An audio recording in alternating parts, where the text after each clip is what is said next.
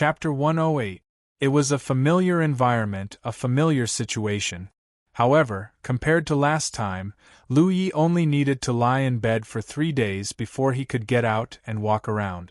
Injuries caused by sharp weapons were undoubtedly easier to recover from. In addition to Hua Xi's daily treatment, he felt that he would be able to fully recover in no time. These days, he didn't idle around. In accordance with Hua Xi's treatment, he took a few healing pills to speed up the recovery of his injuries. At the same time, he refined some small reversion pills to replenish his spiritual energy. After a few more days, his injuries improved. Under the moonlight, Lu Yi was practicing his saber. Not far away, under a large tree, Hu Po was resting, opening his bloody mouth to yawn from time to time. Yi sat there with her back against Hu Po's soft abdomen, hugging her knees. It was unknown what she was thinking. After a long time, she sighed and said to Hu Po in a low voice, "Hu Po, we're so useless." The reason why she felt this way was because she realized that ever since she followed Lu Yi out of Azure Cloud Mountain, the role they could play was very limited. It was very difficult for the two of them to participate in the battles that Lu Yi participated in. Whether it was facing Dong Shai's pursuit or the life and death battle with senior brother Zhou, it was all the same. In the end, it was still because they were too weak. Hu Po's greatest use was to carry Lu Yi on his journey, while her greatest use was to guard the surroundings when Lu Yi was resting. This made Yi feel a little powerless. If she and Hu Po had helped Lu Yi before, he wouldn't have suffered such heavy injuries. "We have to become stronger," Yi said to Hu Po. "Do you understand?" Hu Po opened his mouth and let out a whimper. "Then it's decided." Yi nodded heavily. When the moon was high in the sky and Lu Yi put away his saber, Yi ran over and looked up at him. Lu Yi. "HM? Can you give us more spirit pills?" Yi asked a little bashfully. "What do you want spirit pills for?" Lu Yi didn't understand. "Feed them to Hu Po. This way, you don't have to worry when you're busy." "I'll feed him." "That's fine." Lu Yi naturally wouldn't refuse such a small request, so he immediately took out a storage pouch and placed a few bottles of spirit pills inside. Yi happily ran back with the storage bag. She even found a sturdy rope and tied it around Hu Po's neck. This way, he could use it at any time. She took out a Yun spirit pill from her storage bag and stuffed it into her hand. "Eat it, eat more. You have to become stronger." Under the unceasing impact of the spiritual energy, the barrier of the spiritual aperture slowly loosened, gradually breaking open, and spiritual energy flowed into the new spiritual aperture. The 46th aperture was opened. When he set off from Ing Mountain to look for Hu Po, he had already opened 37 apertures. While he was looking for Hu Po, he had also been cultivating at night. With the double support of the gluttony meal and the spirit gathering rune, his speed of opening apertures had become very fast. When he found Hu Po, he had already opened 41 apertures. It had been 12 days since Lu Yi returned to Ing Mountain. Except for the first few days when Lu Yi did not cultivate, he did not waste the rest of the time. Recuperating did not affect his enlightenment of the acupores. It could even be said that he had more time to cultivate. As of today, he had opened 46 apertures. Under normal circumstances, the minimum requirement for the fourth-order spirit stream realm was to open 45 apertures. Of course, this was under the premise that one only cultivated one secret art. However, because Lu Yi first cultivated the yellow-grade golden cicada's unfettered secret art and an auxiliary secret art like the gluttony meal, these two secret arts did not coincide with the red lotus soaring the heavens secret art he was currently cultivating. Therefore, if he wanted to break through to the fourth-order spirit stream realm, he would need to open 2 more spirit apertures. In other words, as long as he opened 1 more aperture, Lu Yi would be able to break through to the fourth-order spirit stream realm. At the same time, he would be able to change the path of his spiritual energy to that of the red lotus soaring the heavens secret art. The 2 spirit apertures that did not coincide were not useless. Lu Yi had studied the later stages of the Red Lotus soaring the heavens secret art and knew that the two spirit apertures were included in the fifth-order spirit stream realm. Therefore, when he broke through to the fifth-order spirit stream realm, he would open two fewer spirit apertures. In the ninth-order spirit stream realm, the fourth-order spirit stream realm and the seventh-order spirit stream realm were watershed. This was because the first three stages only required one to open 9 apertures to break through, but the fourth-order spirit stream realm required at least 18 apertures. Once the spirit chi passed through these spirit apertures and formed a minor heavenly cycle, it would bring about a great improvement to a cultivator. Under normal circumstances, a fourth-order spirit stream realm cultivator would not need to spend much effort to kill a third-order spirit stream realm cultivator. Only someone like Lu Yi, who could use his spirit inscriptions to fight, could make up for the difference in strength brought about by the difference in realms. With Lu Ye's current cultivation speed, he only needed one more spirit aperture to break through. However, today's cultivation time was a bit too long. Although there were not many hidden dangers after he swallowed a spirit pill, cultivation was still a boring thing. If he meditated for too long, his blood and chi would stagnate. He opened his eyes and checked his spirit pills, letting out a slight sigh. The price to pay for the rapid growth of his strength was a huge consumption of spirit pills. Now, every time he opened an orifice, he would need about 14 or 15 spirit pills. In addition to the consultation fees for Hua Ci, Hu Po, and Yi, he did not have many spirit pills left. After he broke through to the fourth-order spirit stream realm, he would have to go to the Heavenly Secret Commerce Union again. Right now, he only had 6 magnetic ores left to sell. Lu Yi, who was guarding the side, came over. "What's wrong?" Lu Yi raised his head and looked at her. Yi asked, "Will we stay here?" These days, she and Ruan Lingyu had slowly become familiar with each other, and the relationship between the two girls was getting better and better. From Ruan Lingyu, she learned about the situation when Lu Yi came here last time. She also knew that Lu Yi went back to look for her and Hu Po, which made her very touched. They had gone through trials and tribulations together, and had gone through life and death together. Their relationship had undoubtedly become closer. "Do you want to stay here?" Yi tilted her head and thought for a moment. "Ling Yu is a good person, senior sister Hua Ci is also very good, and the others are also very good. It would be good if we could stay here, but it's still up to you. No need to look at me. If you want to stay, you can stay. This group of people is really good." "Oh, then I won't stay." Yi raised her head and looked at him, then said with a smile, "Since we set off together, then let's go down together. We'll stay with you." Lu Yi raised his hand and patted her head. Yi immediately became a little annoyed. "Why are you patting my head? You're making me look like a child." Lu Yi grabbed her head and rubbed it hard. "I'm so angry." Yi finally got rid of his evil clutches, stomped her feet, and ran out. Soon, the sound of her and Ruan Lingyu's laughter came from next door. Chapter 109. In Tassel Square, Lu Yi slowly walked out of the Heavenly Secret Commerce Union under the respectful escort of a steward. The final 6 pieces of primary magnetic ores were sold. Even the storage pouches he obtained from the cultivators from Serene Cloud Mountain were sold to the Heavenly Secret Business Alliance. Lu Yi didn't sell senior brother Zhou's storage bag. Instead, he spent some money to ask the old cultivator of the Commerce Union to open the seal, wanting to see if there was anything good inside. The result was disappointing. Comparing the harvest with the investment, not only did he not make a profit, he even lost money. It was true that opening a storage bag was risky, and one had to be cautious when investing. The most valuable thing on senior brother Zhou's body was probably his spirit artifact sword, but it was cut in half by Lu Yi during the fight. This lesson made him secretly decide that as long as the storage bags he obtained in the future didn't belong to a young master, he would pack them up and sell them. On the other hand, the beast taming collar was sold for more than a dozen spirit stones. This thing was Senior Sister Yu's spirit artifact, specifically used to deal with monster beasts. It had limited uses, so it wasn't worth much.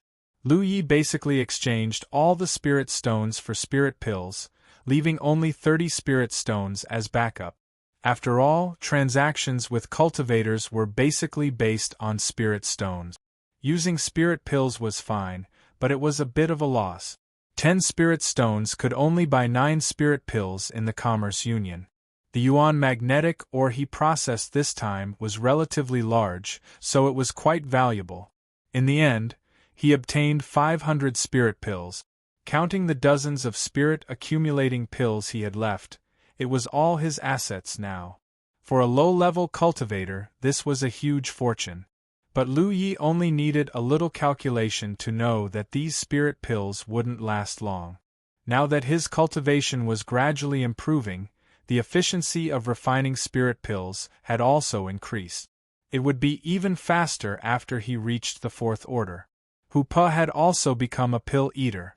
Lu Yi gave Yi a few bottles of spirit pills that day, but yesterday, he asked, and it seemed that there weren't many left. But it was undeniable that after only 10 days, Hu Pa gave off a stronger sense of oppression. It had obviously grown a lot. Hua Ci privately told Lu Yi that Hu Pa might be an extremely rare exotic beast. This could be seen from how it could transform Yi into a nightmare spirit. If this kind of exotic beast had enough resources, it could grow rapidly and was very likely to become a strong helper in the future. Lu Yi, on the other hand, didn't really see it. He didn't have much experience, and he only knew that he would have to find a way to earn cultivation resources in the future. The magnetic ores he had brought from the Evil Moon Valley had already been depleted. Once he used up all the spirit pills he had on hand, he could not count on the spirit gathering rune to slowly increase his strength. That would be too inefficient.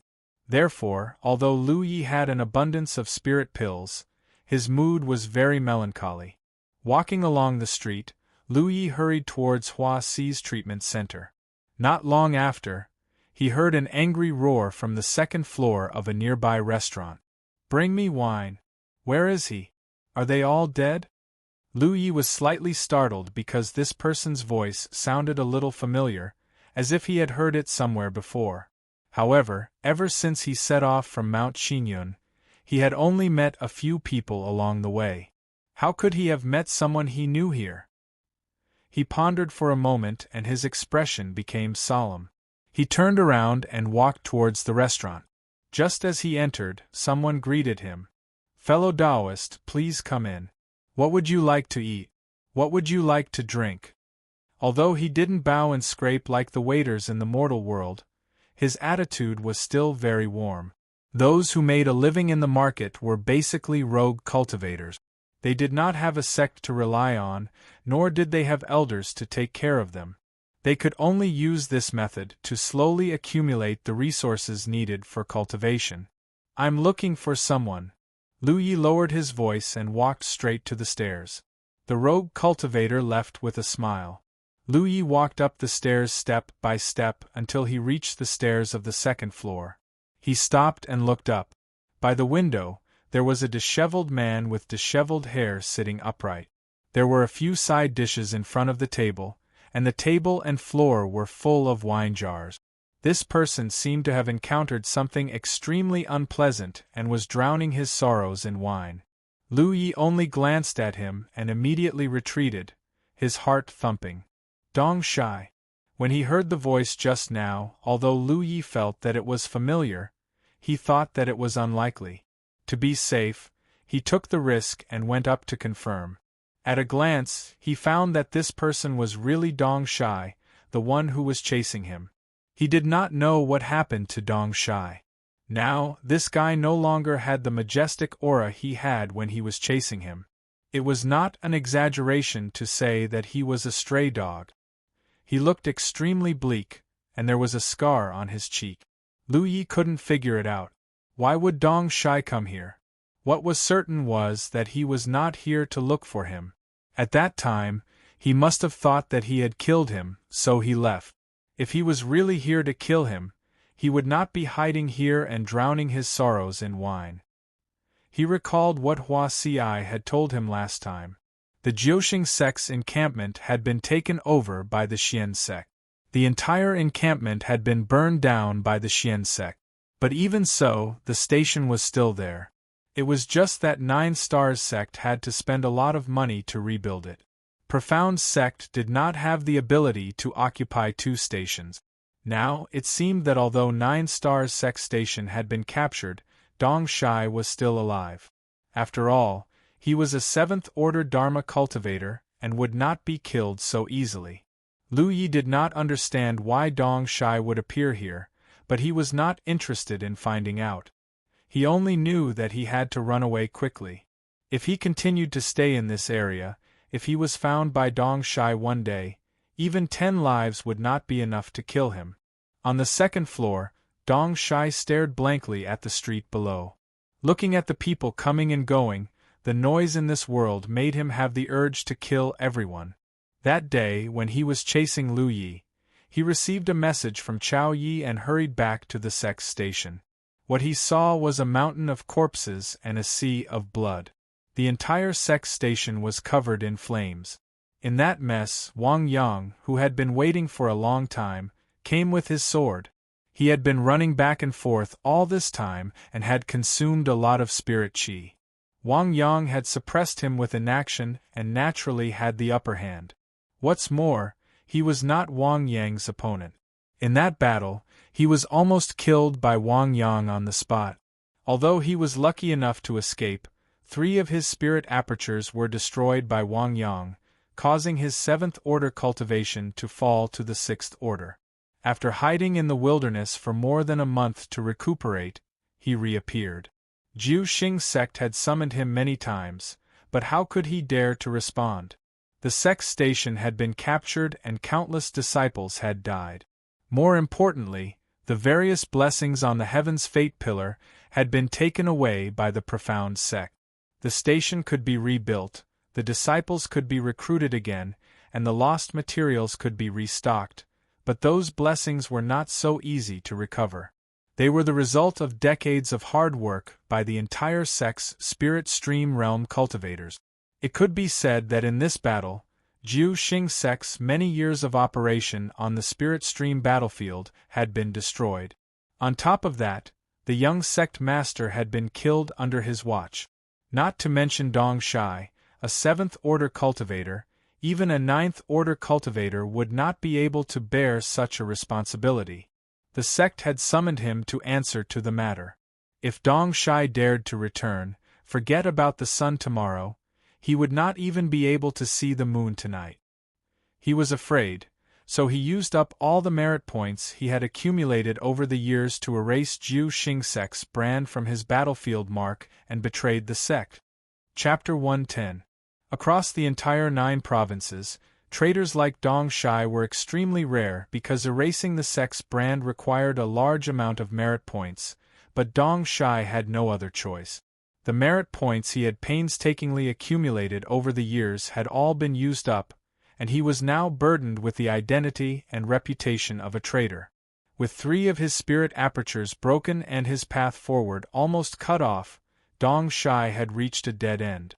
And the source of all this was that Tiger Crossing Mountain called Yi had killed 9 Stars sect's young master. If not for this, 9 Stars sect would not have accepted Profound sect's declaration of war. If not for this, Dong Shai would not have taken the risk to personally chase after Yi, and 9 Stars sect's station would not have been so easily breached. Thinking of the dead Tiger Crossing Mountain, Dong Shai burned with anger, wishing he could dig out his corpse and cut it into 100 pieces. Dying like this was too easy for him. Fortunately, Dong Shai was not without a place to go.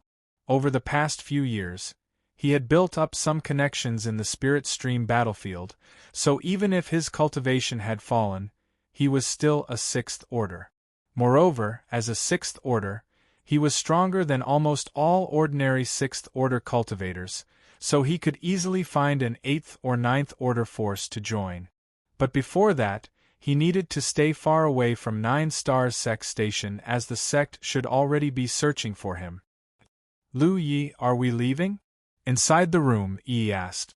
Lu Yi nodded. It's time to go. Turning to look at her, you and Hu Po can stay. Don't even think about leaving us behind.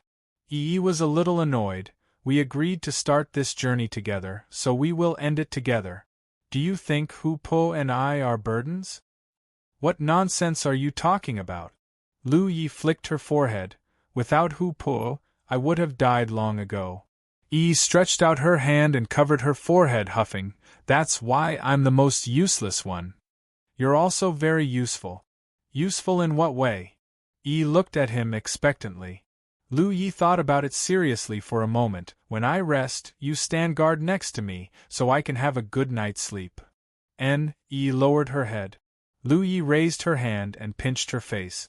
All right, we'll leave tomorrow. Go and say goodbye to Lingyu.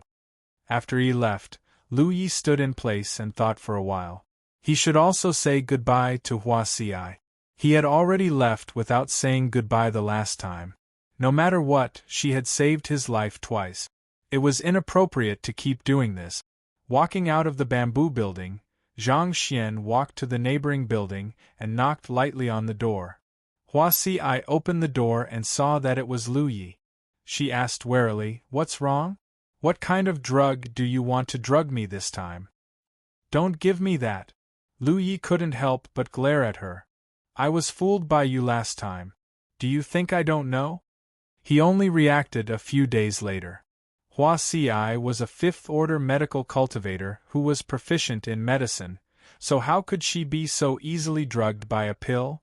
Even if that pill had such an effect, just sniffing it was impossible for it to have such a strong effect. Therefore, he took out the pink pill and sniffed it. In the end, nothing happened. Only then did he realize that he had been tricked by Hua Ci. "I've been discovered." Lu Yi glared at her again before getting down to business. "I'll be leaving tomorrow, so I came to say goodbye to you. Thank you for saving my life twice." Hua Ci blinked. "I'm a medical cultivator, and you're a patient. You gave me the pill, and I saved you. It's only right. No matter what, I still have to thank you," Lu Yi said seriously. Hua Ci smiled. "Then I wish you a safe journey and a bright future." "Thank you. Is there anything else?" Nothing." "Then I'm going to rest." After the door closed, Lu Yi remembered that he had forgotten to add this woman as a friend. He raised his hand and was about to knock, but gave up after thinking about it. He might not have the chance to see her again in the future. The next morning, Hua Ci, accompanied by Kong Niu, rushed to Tassel Square as usual. When Lu Yi left, she had already left. Instead, it was Ruan Lingyu, the little girl, who came to see him off. She was reluctant to part, and her tears stained her scarf. Even after Lu Yi had ridden far away on Hu Po, he still saw her standing in front of the dilapidated mountain gate, waving her hand vigorously when he looked back. After descending the mountain, Hu Po began to run, and the surrounding scenery kept receding.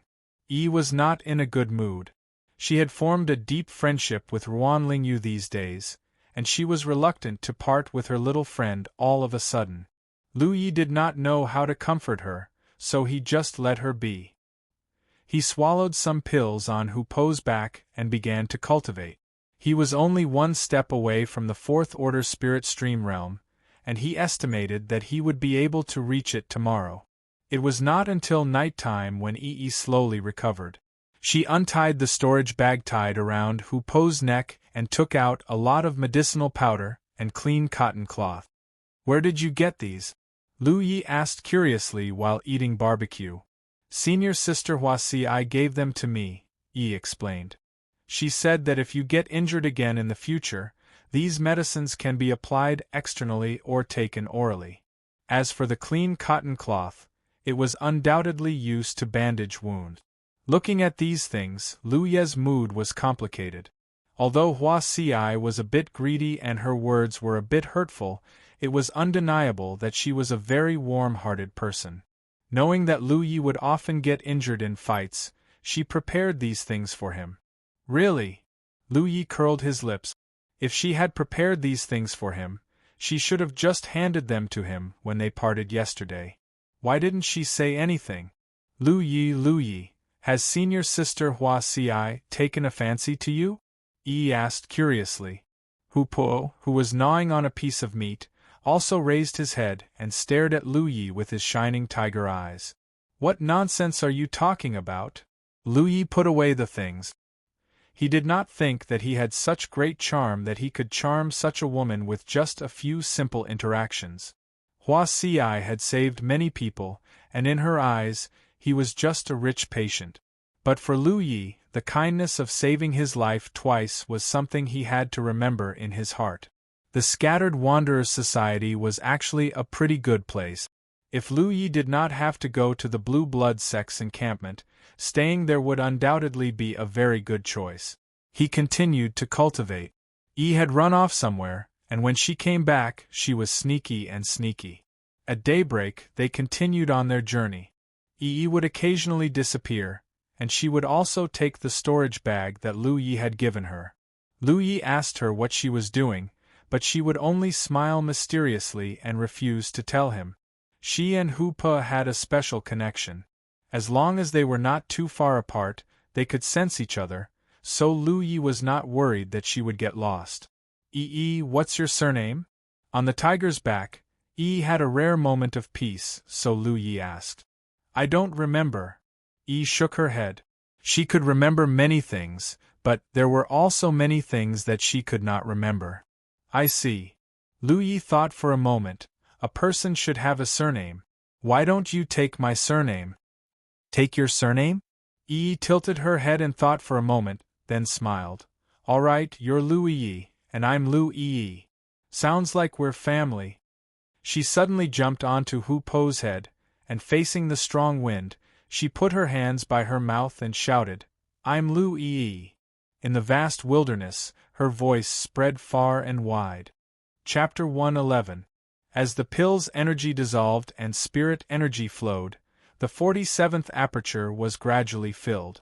On the second night after leaving Ying Mountain, Lu Yi met the requirements to break through to the fourth order. However, to break through to the fourth order, he had to first change his secret art. Because he often switched between the gluttonous feast and the golden cicada carefree art, this wasn't difficult for him. Under Lu Ye's control, the spirit energy rapidly flowing in his body calmed down, and the connection between the various spirit apertures was broken. Following the red lotus soaring the heavens route, he urged his spirit energy to flow from his source spirit aperture through the first spirit aperture, then the second, all the way to the ninth. Perhaps because it was the first time he had used the red lotus soaring to the heavens, this small cycle of circulation was very slow. Lu Yi maintained it calmly, and the spiritual energy that flowed like a stream in his 9 great spiritual cavities grew faster and faster, before finally starting to circulate on its own. The first minor heavenly cycle was completed.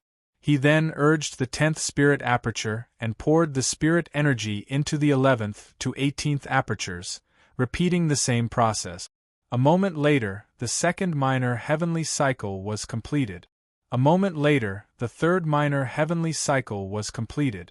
Next was the fourth minor heavenly cycle. However, the difference between the third-order spirit stream realm and the fourth-order spirit aperture was a huge improvement, because the fourth minor heavenly cycle included as many as 18 spirit apertures. Because it was his first time using the minor heavenly cycle that included 18 spirit apertures, Lu Yi was a bit more cautious. After about half a cup of tea's time, his body shook slightly, and a wave of qi swept out in all directions, pressing down on the nearby bonfire. Fourth Order Spirit Stream Realm. Lu Yi was delighted, silently experiencing the changes in his body. Compared to the Third Order Spirit Stream Realm, the Fourth Order Spirit Stream Realm's growth was indeed huge. The benefits brought by the 18 spirit apertures were more than twice that of the previous origin stream realm. Now, the amount of spirit energy he could use in an instant was nearly 50% more than before, so the strength he could display was naturally stronger. Moreover, the red lotus soaring the heavens had many advantages compared to the golden cicada carefree art. One was an earth-grade secret art, while the other was a yellow-grade secret art. Naturally, the benefits they brought to cultivators were different. The most obvious change was the speed of the spirit energy in his body. There was a huge difference between the yellow-grade secret arts and earth-grade secret art. The latter was at least 20% faster than the former. This kind of change would also increase the cultivator's strength. He stood up, drew out his long saber, and poured his spiritual power into it. In an instant, the surface of the saber turned red, as if there was a layer of burning flames attached to it. If such a sharp weapon was supplemented with sharpness spiritual tattoos, its lethality would be explosive. Lu Yi raised his eyebrows and casually waved his saber. Under the night sky, the saber danced like a fiery dragon. He swung his saber, and a short sound of something breaking through the air was heard. After breaking through to the fourth order, the increase in Yang Kai's strength was indeed not small, much greater than any of his previous breakthroughs. No wonder people said that the fourth and seventh order was a watershed. If he had this kind of cultivation when he fought against senior brother Zhou of Serene Cloud Mountain, he was confident that he could kill him at a very small price. Withdrawing his spirit energy and sheathing his saber, Lu Yi sat down again and took out the red lotus soaring to the heavens secret art to study. This earth-grade secret art came with several spirit techniques. Lu Yi had seen them before, but the requirements to cultivate them were a bit high. The lowest spirit technique required a fourth-order cultivation base. Lu Yi couldn't cultivate them before, but now he was qualified. To be honest, when he fought with Luo Ji before, he was quite envious of his opponent's ability to use spirit technique. When low-level cultivators fought, the side with spirit techniques often had an advantage. On the other hand, Lu Yi could only face the spirit techniques head-on. If it weren't for his spirit tattoos, he would have been killed by Luo Ji. In the past, he had some spirit talismans to make up for the lack of means to fight, but Lu Yi only had a few spirit talismans left. The offensive ones had been used up long ago. If he could master a spirit technique, he wouldn't dare say how much his strength would increase, but at least he would have one more way to deal with the enemy. However, he wasn't in a hurry to investigate this spirit technique. He hadn't come into contact with these things before, so he was afraid that he wouldn't be able to see anything at the moment. It wouldn't be too late to slowly study it when he had time. At the moment, he was just exploring the spirit apertures needed to be opened for the fifth order.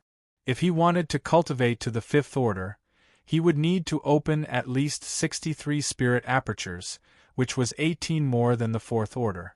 However, because Lu Yi had opened 2 more spirit apertures before, which were included in the fifth order cultivation path, he only needed to open 16 more spirit apertures to reach the fifth order.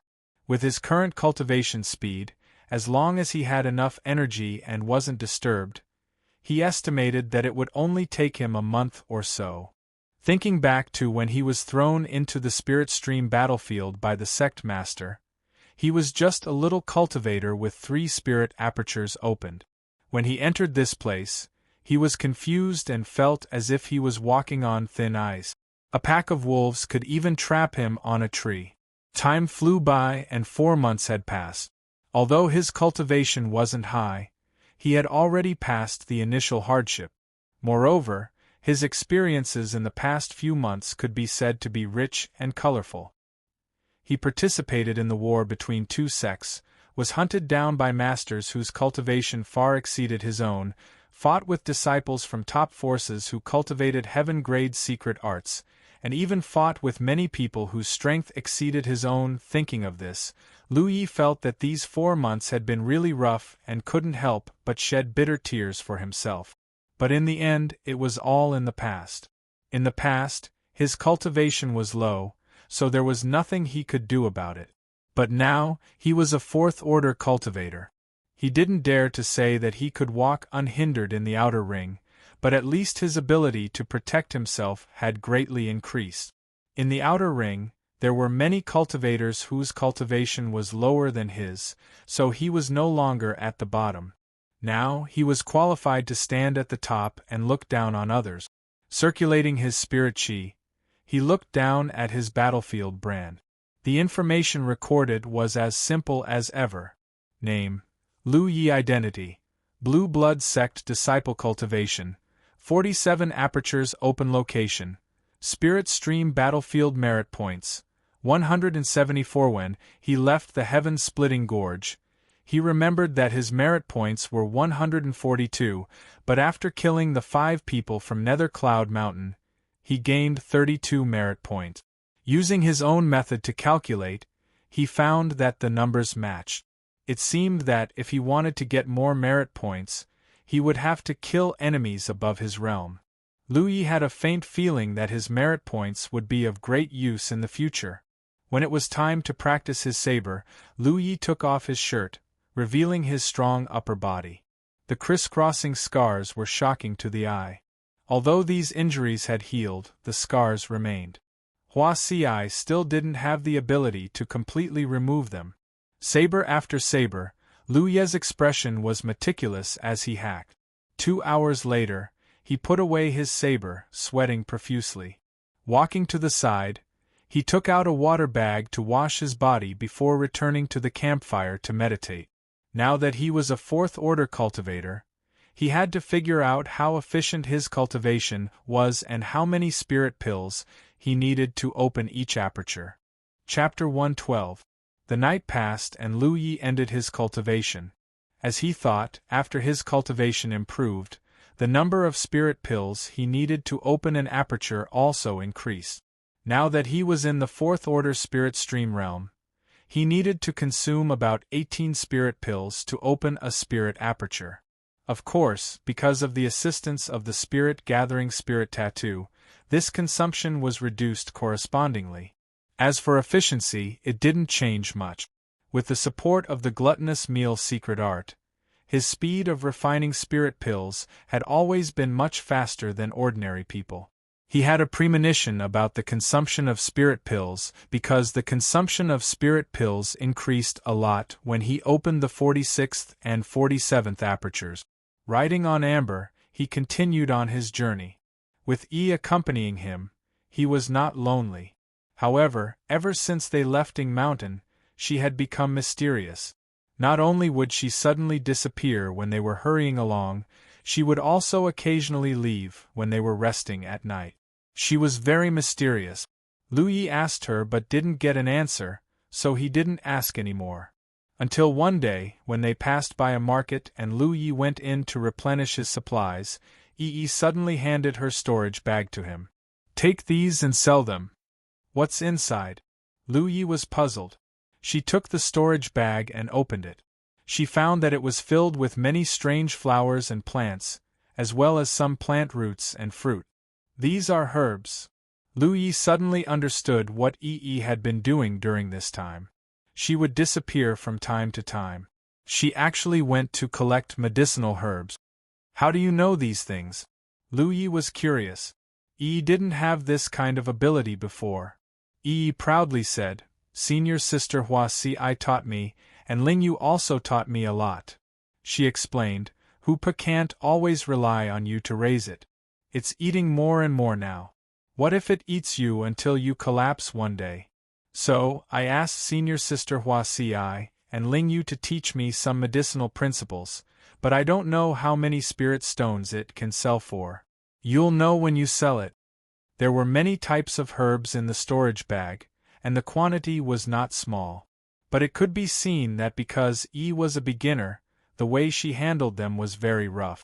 All kinds of herbs were piled up messily, and there were about 20 to 30 sets in total. Lu Yi smiled. "Then I'll go sell them." "Okay." Yi nodded and went back into Hu Po's body. There were many cultivators in the market with their demonic beasts. However, for low-level cultivators, it was impossible for them to tame demonic beasts that were too strong. Therefore, most of these demonic beasts were used as a means of transportation. Furthermore, every demonic beast had a beast-taming collar around its neck. Most of the demonic beasts were ferocious and ferocious. There were very few demonic beasts that were as handsome as Hoopoe. Therefore, as soon as Lu Yeching appeared in the market, she attracted the attention of many cultivators. Some people even came to ask Lu Yi if he was willing to sell amber, but he refused. After purchasing a lot of food and a few sets of clothes from the market, Lu Yi brought Hoopoe to the Tianji Business Alliance. After half the time it takes to brew a cup of tea, he walked out again and left the market. Riding on Hoopoe's back, Lu Yi smiled and said, "Not bad. I sold it for 4 spiritual stones." Yi didn't say anything and didn't show her face. 4 spiritual stones wasn't even enough for Hoopoe to chew on for a day. This guy was eating more and more now, and his consumption was almost the same as Lu Ye's cultivation. However, his growth was also very obvious. Lu Yi advised, "The harvest is really good. Wandering cultivators are all like this, slowly accumulating. 4 spiritual stones can buy 4 spirit accumulation pills. Moreover, this is just the beginning. Once you get familiar with it, it will slowly get better." Yi still didn't say anything, obviously a little autistic. She originally thought that she could sell the medicinal herbs she had painstakingly collected for the past few days for a good price, but in the end, she was greatly disappointed. Since persuasion was useless, Lu Yi didn't say anything else. The greater the expectation, the greater the disappointment. The little girl was still young, so it was normal for her to be a little emotional. While throwing spirit accumulation pills into his mouth and allowing the gluttonous meal to refine them, Lu Yi took out the red lotus soaring to the sky art and studied the spell inside. He had never learned spells before, and now there was no one to guide him. He had to rely on himself to figure out everything. As he studied, he entered a state of selflessness, and spiritual power slowly surged in his body. "I will find more and better herbs in the future." Half a day later, Yi suddenly appeared, sat in front of Lu Yi, and solemnly declared. Lu Yi looked up at her and smiled encouragingly, "I'm looking forward to it." Yi clenched her small fists and said fiercely, "I'll go find them now." After saying that, she jumped off the tiger's back and disappeared. Lu Yi shook his head and didn't try to persuade her. At this time, persuasion would only have the opposite effect. Yi's intention to supplement Hoopoe's consumption was good, so Lu Yi let her be. On the tiger's back, Lu Yi studied the spell while urging his spiritual power. The first spell attached to the red lotus soaring to the sky art had a minimum cultivation requirement of the 4th order realm. The second spell's requirements were even higher, requiring one to reach the 7th order realm. The last spell required one to cultivate the red lotus soaring to the sky art to perfection, which was to open 180 apertures. The latter 2 spells were too far away from Lu Yi, so he was now studying the first spell, called Fire Phoenix. The more he studied, the more surprised Lu Yi became, because casting spells was very similar to constructing spirit inscriptions. Both required one to construct a specific pattern with one's own spiritual power. This pattern could be regarded as a closed circle, in which one's spiritual power would surge in a specific order and play a magical role. Are spells also the same as spirit inscriptions? Lu Yi couldn't help but have such doubts. Now that he was alone, there was no one to help him solve his doubts, so he could only study in silence. Fortunately, he had obtained 3 spirit inscriptions from the talent tree. Every time he obtained those spirit inscriptions, a large amount of complex information would be integrated into his mind, allowing him to completely master them. However, because Lu Yi hadn't studied them systematically, although he could easily stimulate the 3 spirit inscriptions and could even use them to fight, he was still in a state of not knowing how to use them. It was like cooking a dish. Lu Yi, as a chef, could only add various seasonings according to the various information he had obtained, and the dish he made would be delicious. However, a chef with rich cooking experience would know when to add the seasonings, how much to add, and how to control the heat. The dish he made would undoubtedly be more delicious. However, it was precisely because he had obtained all kinds of knowledge about the three spirit inscriptions that Louis discovered after studying it that the fire phoenix didn't seem to be very difficult to cast. Chapter 113. Wow, what a beautiful quail! Under the night sky, Yi looked at the fat little bird in front of her. Its entire body glowed with a faint red light, and within the red light, there were faint traces of gold flowing through it. If this bird hadn't been materialized by Lu Ye's spirit power, she would have held it up. A vein popped out on Lu Ye's forehead as he corrected her. What quail? This is a fire phoenix. Repeat after me. Fire. Phoenix. Phoenix. Yi stared at him with an expression that said, "This is clearly a quail, don't think I'm blind." Hoopa also came over and lowered his head to sniff the fat bird that was flapping its wings in midair. He discovered that not only was this thing inedible, but it also seemed to be quite dangerous, so he leaped away. Lu Yi felt that he had been insulted. He had clearly studied a fire phoenix technique, but in the end, how did he come up with this thing? He checked the red lotus soaring to the heavens. There shouldn't be any problems with his method of casting and the activation of his spirit power, but where did it go wrong? How did the fire phoenix technique turn into the fire quail technique? Was this the result of studying it wholeheartedly for an entire day? Lu Yi didn't know whether to laugh or cry. Among the various methods he had at his disposal, activating defensive spirit runes consumed the most energy. Sharpness was secondary. As for spirit-gathering spirit runes, they were very small. The fire phoenix technique's consumption was between defensive and sharpness.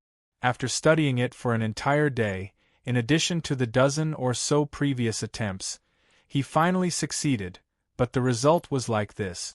He found it hard to accept. It was like a man who had just become a father and suddenly saw that his newborn child was incomparably ugly. He wanted nothing more than to stuff it into the mother's womb and let it be reborn. However, the result was already like this. Whether he accepted it or not, he was powerless to change it. Could this thing be used to fight enemies? He was afraid that before it could burn the enemy to death, it would make the enemy laugh to death. Alright, this is a fire phoenix. Yi saw that Lu Yi looked like he had suffered a huge blow, and said against her will, "This is a quail." Lu Yi raised his hand, and the quail dissipated in midair. He walked to the side, took off his shirt, and began to practice his saber. As expected, spells and whatnot were all trash. Only saber techniques belonged to him. "If I study spells in the future, I'll be a pile of shit," he swore in his heart. 10 days later, a large snow-white tiger broke into a forest of mountain peak. Lu Yi sat upright on the tiger's back, looking travel-worn. It had been more than 4 months since he set off from Mount Qingyun, but he had only spent half of that time on the road. Many times, he had been delayed by various reasons. He was in a hurry to rush to the Jade Blood Sex station, so he had not stopped since he set off from Mount Ing. Right now, they were still very far away from the Blue Blood Sex encampment, but a journey of 1,000 miles began with a single step and would eventually come to an end. From the map, this area was called the 100 Peaks Mountain because there were exactly 100 mountains of various sizes. There were also 3 forces in the vicinity. Lu Yi didn't want to have too much contact with those who came from Sex, so as to avoid accidentally exposing his identity, so he planned to pass through the 100 Peaks Mountain. He had been doing this all along the way, so he rarely interacted with cultivators. Although the 100 Peak Mountain covered a large area, with Hupo's speed, he should be able to cross it in a few days. He especially liked this kind of place because she could find a lot of medicinal materials in this wilderness. Ever since she had been stimulated by selling medicine that day, she had become even more diligent. At this time, on the most central mountain peak of the 100 Peaks Mountain, there stood a giant palace. Many cultivators were going in and out of the palace. In the center of the palace, a giant moon shadow plate was placed in the center. That moon shadow plate was circular and included the entire terrain of the 100 Peaks Mountain. It clearly showed everything. Not only that, it could also monitor the movements of the cultivators in the 100 Peaks Mountain and provide feedback in a direct way. On the shadow moon disk, there were 3 different colored lights constantly flashing. One was blue, the second was black, and the third was red. Each light spot represented a cultivator. The brighter the light spot, the higher the strength of the cultivator. The 3 colors represented 3 sections. They were the 3 powerhouses scattered around the 100 Peaks Mountain. One belonged to the Grand Heaven Alliance, the Green Feather Mountain. The other 2 belonged to the 10,000 Devil Mountain. They were the Supreme Luo sect and the Qin clan. The latter was a family powerhouse. Across the entire 9 prefectures, there were very few family powerhouses that could achieve great things. It was because there were great limitations for a family to develop. Of course, nothing was absolute. There were still a few families with deep foundations in the 9 prefectures. Among the 7th, 8th, and 9th stage, there were still many family powerhouses. In fact, Yu Xiaodai and the Lu brothers that Lu Yi had met at the Evil Moon Valley all came from a family. Only, because they were too weak and did not have a stage, they could not resist when the people of the Evil Moon Valley came to their door. Although the Qin clan was also a 9th stage powerhouse, compared to the real 9th stage sects there was still some difference. Fortunately, there was the Supreme Luo sect nearby and they could look after each other. Thus, the days in the spiritual stream battlefield were not too difficult. Currently, the 3 powerhouses were holding a Dragon Spring meeting.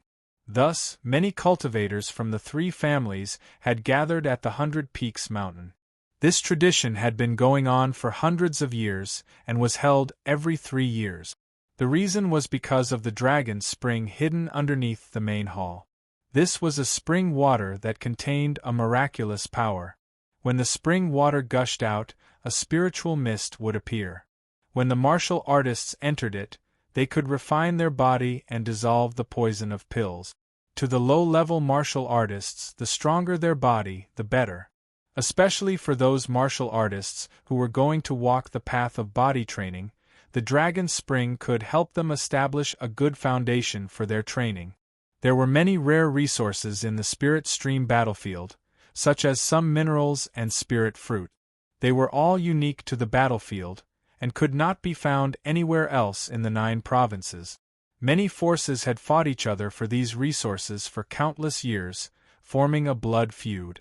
To the outer powerhouses like the Green Feather Mountain, the Supreme Luo sect, and the Qin clan, the Dragon Spring was without a doubt an extremely important resource. Initially, when the Dragon Spring was discovered, the Qin clan did not exist. Each time, many people would die in the competition between the Supreme Luo sect and the Green Feather Mountain. However, because the Green Feather Mountain had a stronger foundation, they won each time. Until 50 years ago, the Qin clan chose a base nearby and also joined the competition. Since they both belonged to the 10,000 Devil Mountain, the Qin clan and the Supreme Luo sect were natural allies. With 2 against 1, how could the Green Feather Mountain be their opponent? Before this, even if the Green Feather Mountain won, the power of the Dragon Spring could not be used up. It was because the number of martial artists in a sect was limited. After the martial artists of the Green Feather Mountain left, the martial artists of the Supreme Luo sect could still drink some leftovers. Although it was somewhat desolate, it was better than nothing. However, now that it was the Supreme Luo sect and the Qin clan's turn to win, the situation was different. The 2 sects had more martial artists than one. Every 3 years, the power of the Dragon Spring could only be accumulated. Once the martial artists of these 2 sects were used up, the Dragon Spring would become the same as ordinary spring water and would not have the slightest effect of refining the body. After a few times, the Green Feather Mountain had flipped the table. Chapter 114. At one of the Dragon Spring meetings 30 years ago, the Green Feather Mountain had directly invited a 6th-level sect to intervene. Of course, the result was a great defeat for the Supreme Luo sect and the Qin clan. While the Green Feather Mountain had allies, the Supreme Luo sect and the Qin clan also had allies. with the Green Feather Mountain breaking the rules first. The Supreme Luo sect and the Qin clan were not willing to be outdone. In the following few Dragon Spring meetings, the allies from all sides took the stage. Countless skeletons of martial artists were buried at the 100-Peak Mountain. After 3 or 5 times of such battles, the three parties realized that no one would benefit from such a battle. Not to mention the fact that the losing party would suffer great losses, even the winning party would have to share a large portion of the Dragon Spring. They would only be able to keep less than 20% of the share. Additionally, such large-scale battles could easily cause chaos and cause a large number of martial artists to die in battle. In those few Dragon Spring meetings, the three powerhouses had suffered much greater losses than before. If this continued, most likely the inheritance of the three powerhouses would be broken. In the end, with the Supreme Luo sect taking the lead, the advanced martial artists of the three powerhouses discussed and signed a contract under the witness of Tianji. It was that in the future no one would seek help from allies. However, considering that the Green Feather Mountain was going to fight 2 against 1, they were allowed to gather help from nearby areas. At the same time, they limited the strength of the martial artists participating in the Dragon Spring meetings. In addition, they would give the Green Feather Mountain some preferential treatment in other aspects. It was not that the Supreme Luo sect and the Qin clan were showing weakness. Both powerhouses knew that this was the only way to ensure the continuation of their martial artists. Or else, in the 3 years of large-scale chaos, countless people would die. Clearly, the Green Feather Mountain was sensible. After signing all kinds of contracts, both parties were satisfied. Since 15 years ago, the Dragon Spring meetings had formed the current pattern. As for the help the Green Feather Mountain needed, naturally they would be the freelance martial artists from nearby areas. For this reason, the Green Feather Mountain offered generous conditions and attracted countless freelance martial artists to scramble like a flock of ducks. In the previous few Dragon Spring meetings, the Green Feather Mountain had held the advantage. Although it could not be said as a total victory, at least they had taken the majority share of the final spots. However, a few days after the start of this Dragon Spring meetings, the Green Feather Mountain had suffered great losses as they lost their mountains one after another. The 100-Peak Mountain had exactly 100 mountain peaks. In the initial contracts signed by the three powerhouses, they had also agreed on the distribution of the share of the Dragon Spring. That was to fight for the ownership of these 100 mountains. Among the contracts signed in the past, there was a clause that granted the Green Feather Mountain certain preferential treatment. Among the 100 mountain peaks, the Green Feather Mountain had initially occupied 40 of them. Among the remaining 60, the Supreme Luo sect occupied 35 and the Qin clan 25. In other words, if this situation continued until the end of the Dragon Spring meeting, Green Feather Mountain would occupy 40% of the spots to enter the Dragon Spring, and they would be the first batch to enter. The Tai Luo sect took 35% and was the second batch to enter. In the end, the Qin clan occupied 25%. Although this distribution wasn't perfect, both sides were satisfied. However, since it was a competition, it was impossible for the Dragon Spring Association to maintain such a situation until the end. Since 3 days ago, the competition for the various mountain peaks had begun. Currently, among the 100 mountain peaks, the Green Feather Mountain occupied 35, the Supreme Luo sect occupied 40, and the Qin clan occupied 25. The main reason was that in the first few days, the Qin clan did not make any movements. It was all between the Green Feather Mountain and the Supreme Luo sect. In the main hall, there were 3 people surrounding the shadow moon disk in a triangular formation, each corresponding to the 3 colored light spots on the disk. The person in charge of the Green Feather Mountain was Tang Wu. This person was about 30 years old and had a heroic figure. Just by standing there, he gave people the feeling that he was as immovable as a mountain, and his vitality was extremely vigorous. The one from the Supreme Luo sect was a coquettish woman called Han Jiu.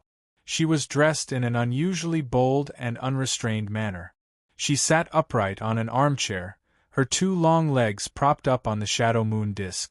Her slender jade feet were smooth and flawless, and her 10 feet were painted with a dark red color. Snow white and dark red, the clash of colors made people's imaginations run wild. Her dress, which had a slit to the base of her thigh, could not hide her beauty at all. It attracted the attention of the disciples of the 3 families who were walking back and forth, but she acted as if no one was there. Behind her stood a fair-skinned young man who was gently massaging her shoulders. The one from the Qin clan was Qin Wanli, a thin man with a crescent-shaped saber at his waist.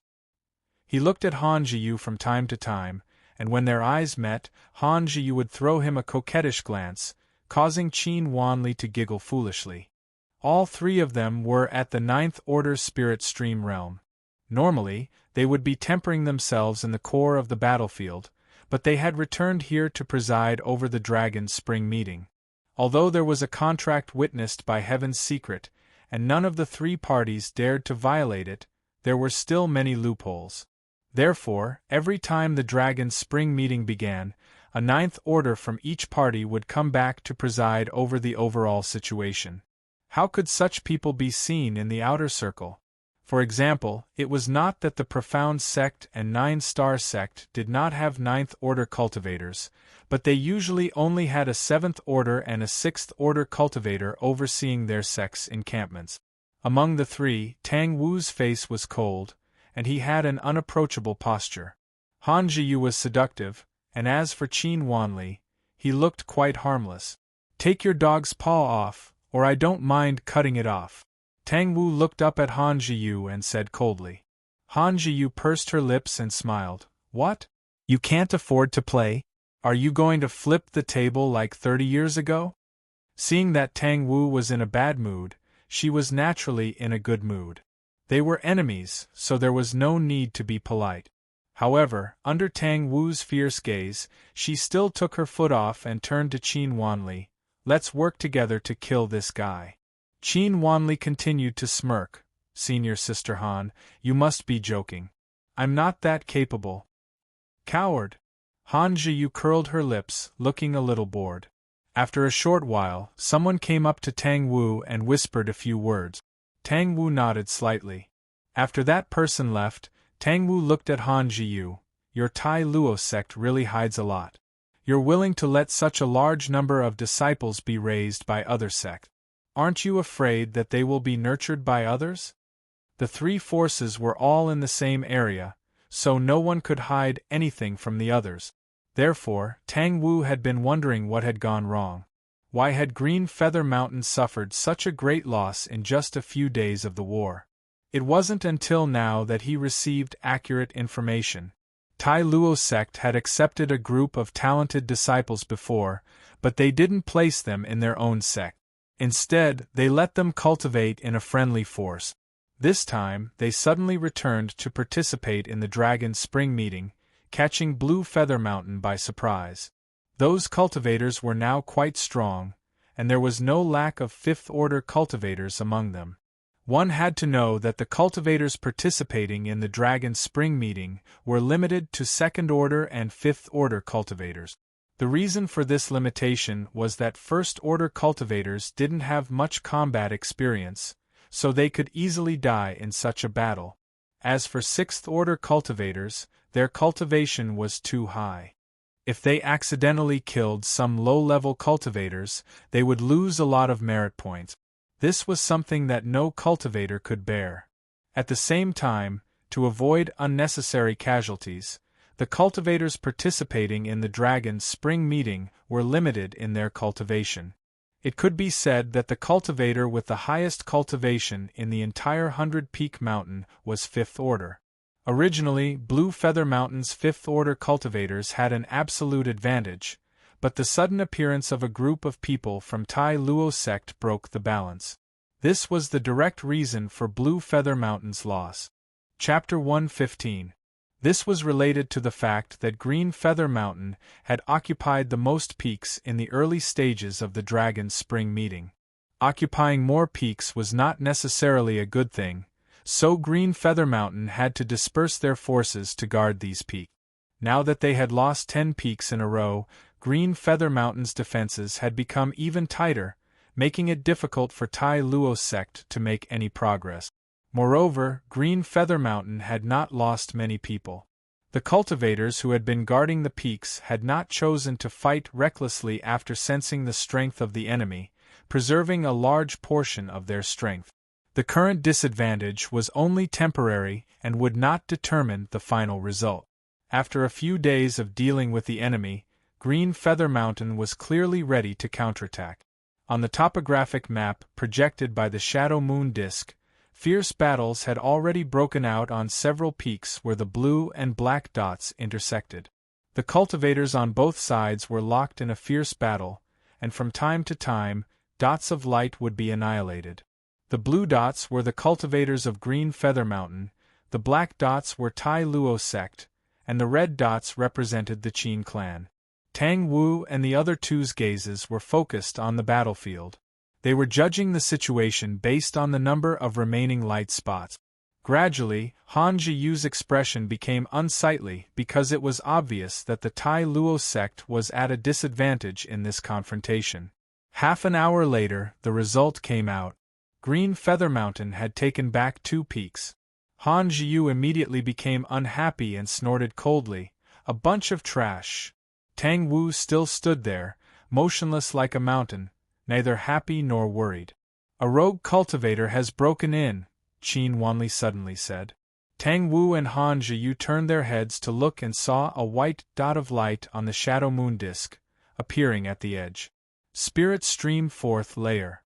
Han Zhiyu judged the opponent's cultivation from the brightness of the white dot of light and pursed his lips. This guy's luck is really bad. The reason why he said this was because the location where the white speck of light appeared was the territory of the Tai Luo sect. There was a large stretch of mountain peaks there that was occupied by the Tai Luo sect. There were at least 5 or 6 black specks of light guarding each mountain peak. Although a 4th-order Origin Realm cultivator wasn't low in this area, it wasn't high either. Any 5th-order Origin Realm cultivator could easily deal with him. The 100-peak mountain covered a large area. It was impossible for the 3 forces to waste their energy to seal off the entire 100-peak mountain during the Dragon Spring Conference. Moreover, the nearby rogue cultivators knew that the Dragon Spring Conference was being held. Other than those rogue cultivators gathered by Green Feather Mountain, no one else would rashly barge in. However, there were always exceptions to everything. During the many Dragon Spring conclaves, it was not that there were no rogue cultivators who had mistakenly entered the 100-peak mountain. Most of those rogue cultivators did not have a good ending. If they had barged in from Green Feather Mountain, there was still a chance that they would be recruited by Green Feather Mountain.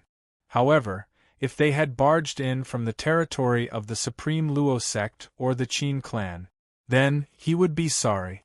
Due to the previous contract, the Green Feather Mountain could recruit these outsiders as helpers.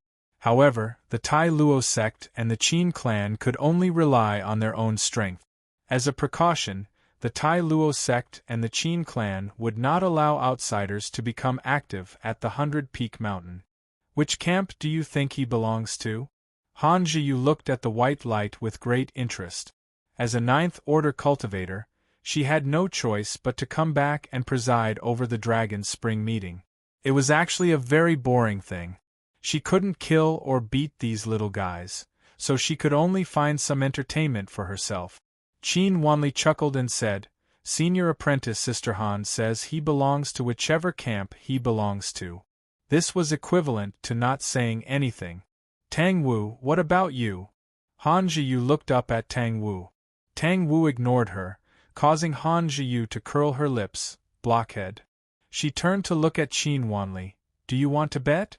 Qin Wanli said, "It's rare for Senior Sister Han to have such an interest. Junior brother will naturally accompany you." 200 merit points. Han Zhiyu immediately became excited. Cough cough. Qin Wanli coughed violently. "A little bet for fun, a little bet for fun." After he finished speaking, he did not give Han Yu a chance to speak and directly said, "I bet 20 merit points that this person is from the 10,000 Devil Ridge."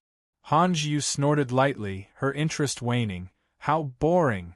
She leaned back and raised her hands high, lying on the armchair with her arms and legs spread out.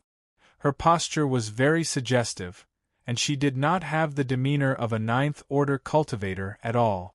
200 merit points, I bet he is from the Grand Heaven Alliance. Tang Wu, who had been silent all this time, suddenly spoke. Han Jiu suddenly stood up and looked at Tang Wu, pursing her lips into a charming smile. Okay, I'll bet with you. Heaven's secret witness. Heaven's secret witness. In an instant, 3 pairs of eyes focused on the white dot of light. They watched as the dot of light approached the nearest mountain at an extremely fast speed. On the tiger's back, Lu Yi frowned. He did not know if it was an illusion, but he had a feeling that he was being spied on. But when he looked carefully, he found nothing. This made him vigilant, and he even called Yi, who was picking herbs nearby, back. They continued forward without any accidents until they climbed up the nearest mountain, where Hupa suddenly stopped. Sitting on the tiger's back, Lu Yi pressed his right hand on the hilt of his saber, secretly urging his spirit chi. Hupa also lowered his body and growled. There's an ambush here. Lu Yi was clearly aware of this, and he had already stepped into someone's ambush. He did not know who was lying in ambush here, nor did he know why they were lying in ambush here. He did not even know the cultivation of these people. The current situation was very unfavorable for him. A strong wind blew at the top of the mountain, and the leaves rustled. Suddenly, a person's voice rang out not far away, lightning flash. Lu Yi turned his head towards the direction of the voice and saw a young man sitting on the trunk of a big tree. The young man was looking at him quietly. It was this person who had spoken. Urging his spirit chi, Lu Yi saw the spirit chi on the young man's body. A fourth-order cultivator. He frowned and asked tentatively, Lei Ming? With the sound of something breaking through the air, Lu Yi hurriedly lowered his head. 2 sharp arrows came from the left and right, passing through the top of his head, cutting off a few strands of hair. The other party's attack came without any warning. If Lu Yi had not experienced many life and death battles in the past few days, he would not have been able to avoid this attack. He had obviously misunderstood the other party's signal, and the cultivator lying in ambush here was extremely decisive. The moment the signal was wrong, he immediately attacked. Hupa had already rushed to the left. Lu Yi stepped on the tiger's back and jumped up, blocking an arrow flying towards his face in midair. His eyes locked onto the young man who had spoken before. At the same time the other party launched his attack. He jumped down from the tree trunk, a long sword in his hand, and attacked Lu Yi. Just as Lu Yi landed, the young man was already in front of him. His long sword was like a snake's tongue, aiming straight for Lu Ye's heart. He really wanted to kill at the slightest wrong word. Chapter 116. Facing this sharp sword, Lu Yi did not dodge and instead slashed down at the youth. A fiery red light flashed across the blade, and it seemed as if it was on fire. Seeing Lu Ye's ferocity, the youth was obviously taken aback and quickly changed his stance, blocking with his sword. With a loud bang, the moment the sword and blade collided, the youth's sword flew out of his hand and he was forced to retreat again and again. The shock in his eyes deepened, but before he could do anything, Lu Ye's saber slashed down like a storm. Since leaving Blue Cloud Mountain, Lu Yi had been practicing his saber for more than 2 hours a day, as long as conditions permitted. This kind of exercise may not allow him to master any profound saber techniques, but it made his foundation more and more solid. Coupled with the experience he had accumulated over the past few days, the current Lu Yi was no longer the young man who had just left Blue Cloud Mountain. He had slowly formed his own fighting style, which was ferociousness and sharpness. This was because he had the defensive spirit inscriptions to rely on. If the young man hadn't changed his move in a hurry to block his first slash, that slash would have cleaved his opponent into two. The youth's cautiousness had allowed him to walk through the gates of hell, but that was all. Banging sounds continued to ring out, and with every saber strike, the youth was forced back 3 steps. Under the powerful impact, the space between his thumb and forefinger began to crack. He howled in his heart. Where did this madman come from? How could he be so aggressive? Even though they were both fourth-order cultivators, the youth's strength was far inferior to this madman's.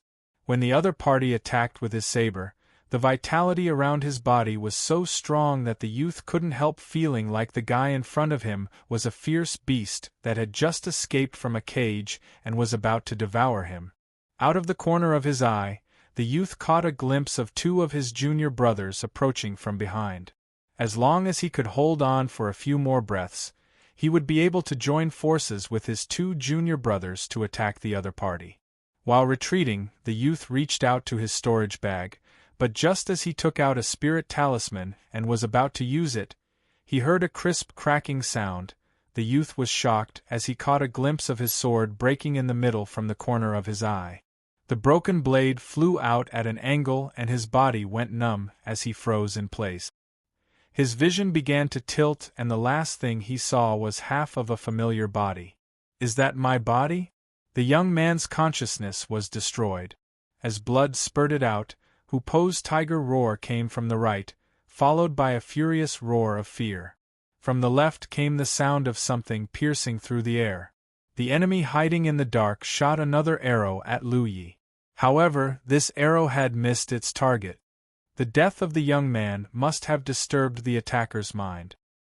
He wasn't the only one whose mind was in a mess. There were 2 other cultivators who had already rushed behind Lu Yi. Tai Luozong's show had a total of 5 cultivators on this mountain peak, 1 4th order, 2 3rd order, and 2 2nd order.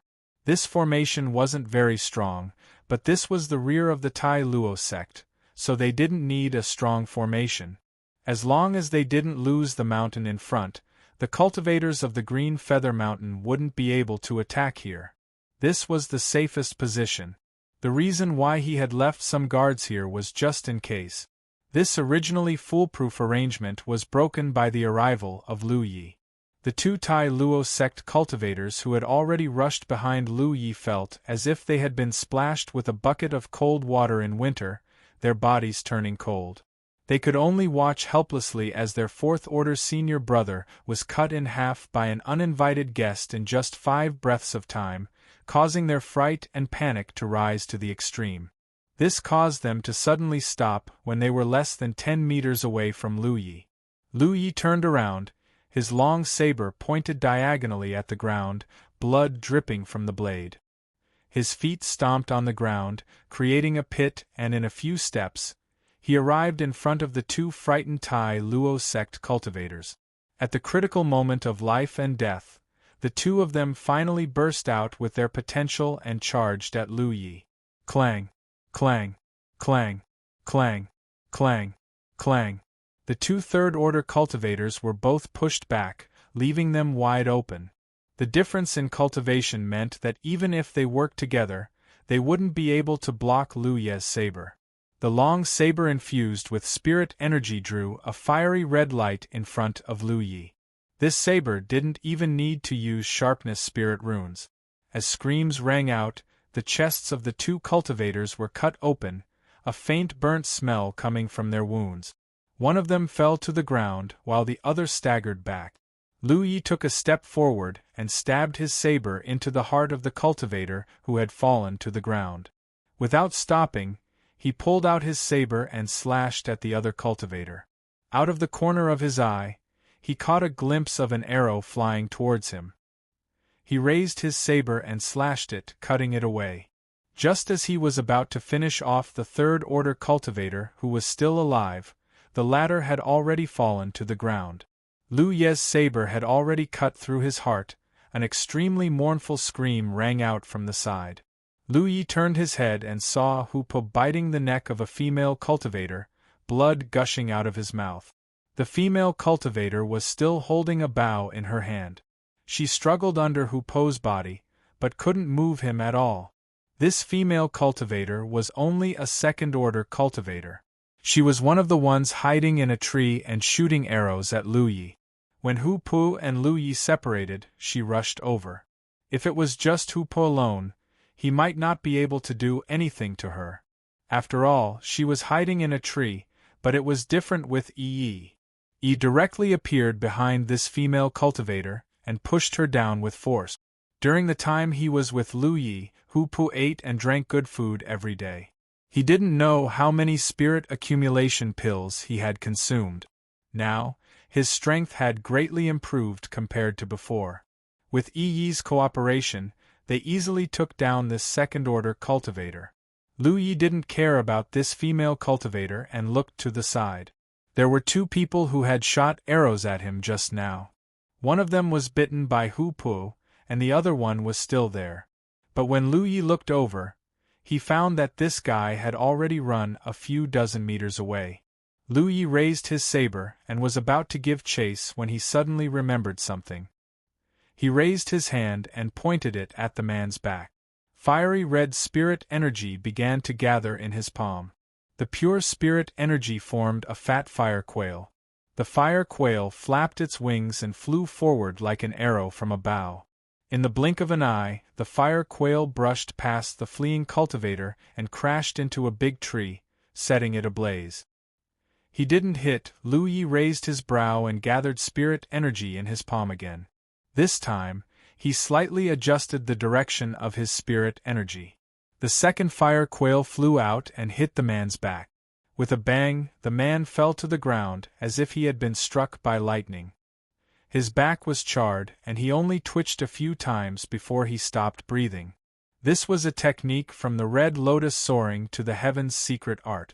Its power was quite good. A dot of red light flew out and landed on the back of Lu Yi's hand. Lu Yi looked around and frowned. What is this? This battle was inexplicable. He had only misunderstood the other party's secret signal, and the other party had attacked him mercilessly without even asking which side he belonged to. Since the other party didn't hold back, Lu Yi naturally wouldn't hold back. It wasn't until he killed all of them that he confirmed that these guys belonged to the Myriad Devil Ridge camp. It seemed that he had killed the right person. Chapter 117. Inside the hall, 3 pairs of eyes watched as the white dot and the 5 black dots collided. In less than 20 breaths, the 5 black dots were annihilated one after another, leaving behind only the white dot that was still flickering. The 3 people's eyelids twitched. Han Jiayue hurriedly raised his hand and pressed on his battlefield imprint, hurriedly sending out a message. Soon, nearly 10 black dots separated from the few mountains near the white dots and gathered there. This woman was obviously furious. Who knew where this 4th-order cultivator came from? He ran to the back of Tai Luo's sect and destroyed a peak. This was simply a slap in the face. Although she didn't know how that person did it, he was able to kill 5 people in such a short time while fighting 1 against 5. It was obvious that this person's methods were extraordinary. However, that peak was still occupied by Tai Luo's sect, so it was easy to mobilize people to encircle him. The other party was most likely injured. As long as he dared to stay there for a moment, he would definitely die. Tang Wu looked at her and didn't interfere. This matter couldn't be interfered with. Everyone had their battlefield imprints, so it was very convenient for them to send messages. Moreover, there were people coming and going in this hall, so any news would be constantly spread. The 3 9th-order cultivators were here not only to ensure the smooth running of the Dragon's Spring meeting, but also to interfere and command the Dragon's Spring meeting to a certain extent. However, it was still a pity that this 4th-order cultivator had entered the 100-Peak Mountain from the wrong place. If he had entered from Blue Feather Mountain's territory, he might have been able to help them, but he chose to enter from Tai Luo sect's territory, so he probably wouldn't have a good end. The only way to survive was to retreat immediately. During the Dragon Spring meeting, Tai Luo's sect wouldn't have too much energy to chase after him. Just as Tang Wu was thinking this, the white dot began to move again. Seeing the direction the white dot was moving in, Tang Wu knew that this person was dead for sure. Han Jiu gritted his teeth and sneered. Good, you've got guts. After the white dot killed the 5 Tai Luo sect cultivators, not only did it not choose to retreat, it even rushed into the 100-peak mountain. Qin Wanli laughed from the side. Where did this hothead come from? Doesn't he know that the 3 of us are holding a dragon spring meeting here? Tang Wu stretched out his hand to Han Jiu and looked at her silently. His meaning was obvious. What? Did I lose? Who knows which camp this guy is from? He only killed a few of my Tai Luo sect's disciples. Who can prove that he is from the Haotian Alliance? Han Jiu was in a bad mood at the moment. These words were not without reason. On the Spirit Stream battlefield, even people from the same faction could attack each other. Furthermore, killing others would also give merit points. Tang Wu withdrew his hand and did not continue to pester him. He had the same idea just now. In the end, the previous bet was just a spur of the moment. Everyone knew that it was very difficult to get the other party to fulfill the bet, unless there was a way to prove that the white dot belonged to the camp. On the mountain peak, Lu Yi packed up his spoils of war and rode on his tiger once more. To him, the previous battle was just a small interlude on his journey and would not affect him much. However, to be on the safe side, he still let Yi run ahead to scout ahead. Yi came and went like a ghost, so she was most suitable for this task. Sitting on the tiger's back, Lu Yi threw a spirit accumulation pill into his mouth to recover. The battle just now started in a hurry and ended quickly, so he did not consume too much spirit qi. If he had not used 2 spirit techniques at the last moment, he would have consumed less spirit qi. As for Han Jiu's assumption that he must have been injured, it was impossible. However, it was undoubtedly a good habit to keep one's spirit qi full when traveling alone. Speaking of which, the power of the Fire Phoenix technique was indeed quite good. A second-order Origin Realm Master who was hit by it was immediately killed. The only downside was that there was a certain sense of shame when using this technique, so one needed to have a strong heart.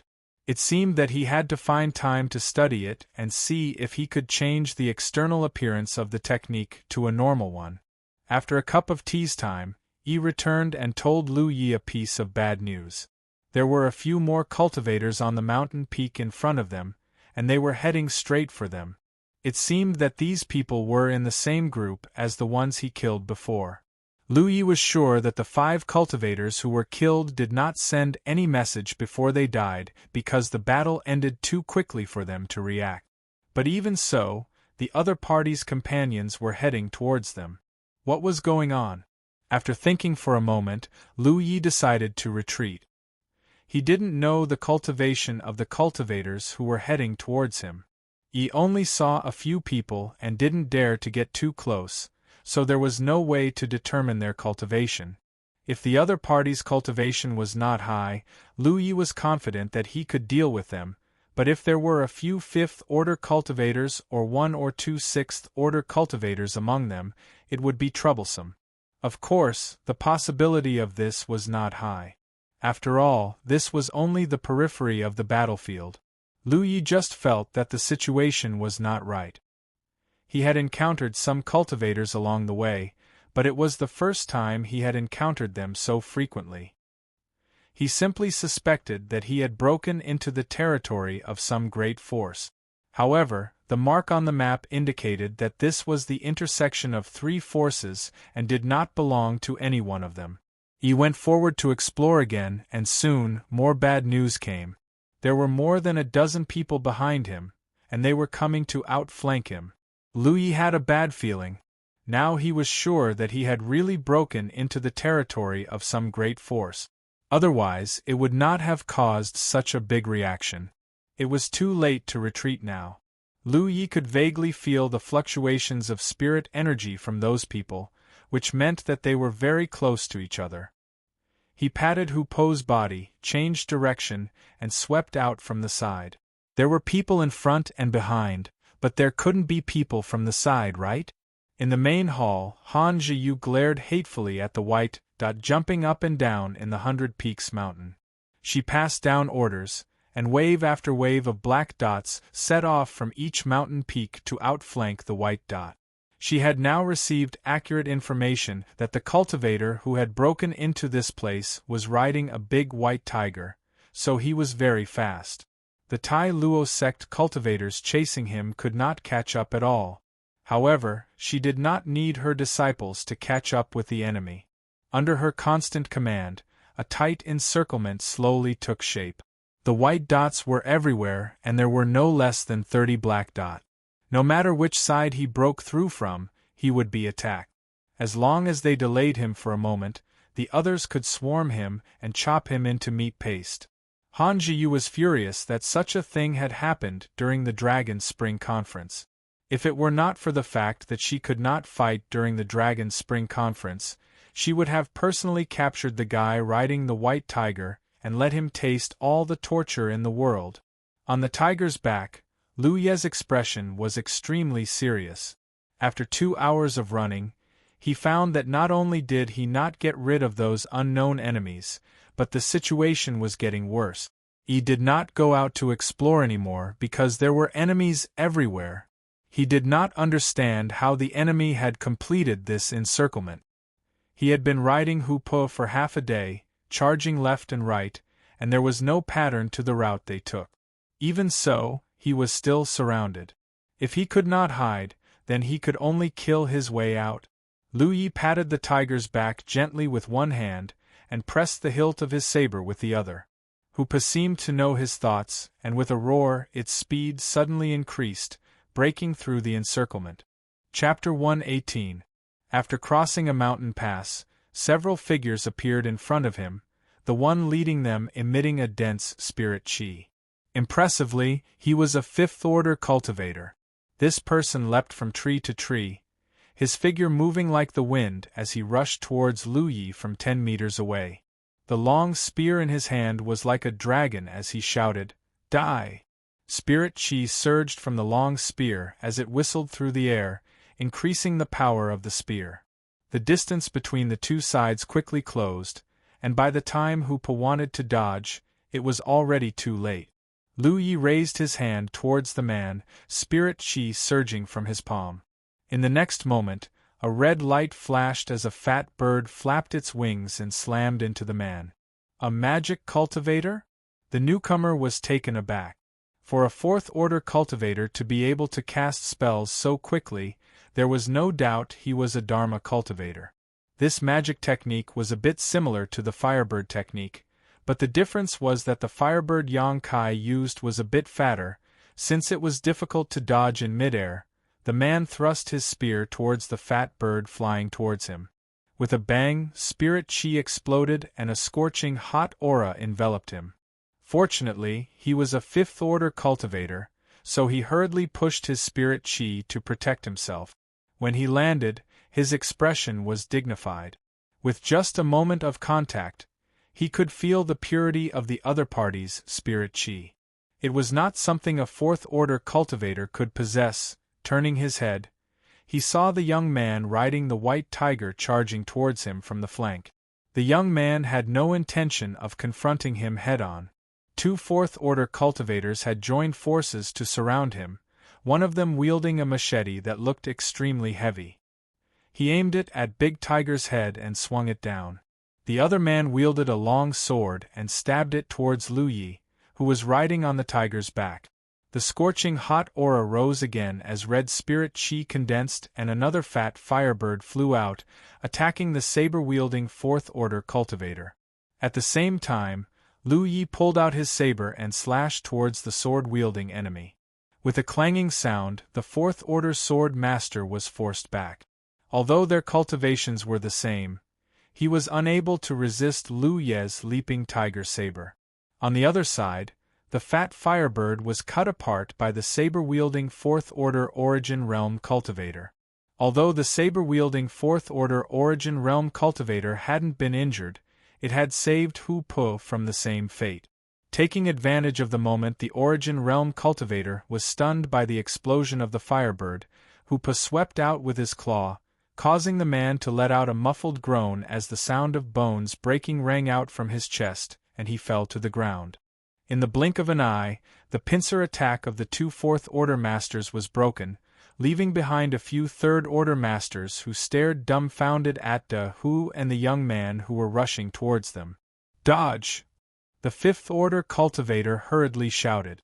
In the original plan, he and the 2 Fourth-Order Masters would be responsible for the first round of attacks, ensuring that the intruder would be knocked off the tiger's back. As long as he was knocked off the tiger's back, he would die. But he never expected that this Fourth-Order Origin Realm cultivator would actually be a Dharma cultivator. His Firebird technique was extremely fast, causing his overbearing spear attack to fail. He, as a Fifth-Order Origin Realm cultivator, wasn't able to obstruct the intruder, and the 2 Fourth-Order Masters weren't able to either. How could the remaining Third-Order Masters block this intruder? The majestic tiger swept past the Third-Order Masters, leaving them in the dust. The Fifth-Order cultivator chased after it for a few steps, but seeing the distance between them getting wider and wider, he could only bitterly stop. Turning his head to look, he saw a Third-Order junior brother clutching his throat. Blood had already dyed his upper body red, and his mouth was filled with blood. Reaching out to grab him, he shouted with difficulty, "Senior brother, save me!" How could he save him? With such injuries, he could only wait for death. By the time the Tai Luo sect cultivators arrived, they only saw these people standing in place with ugly expressions. One of their fellow disciples had already died on the spot. "Break out, break out, break out!"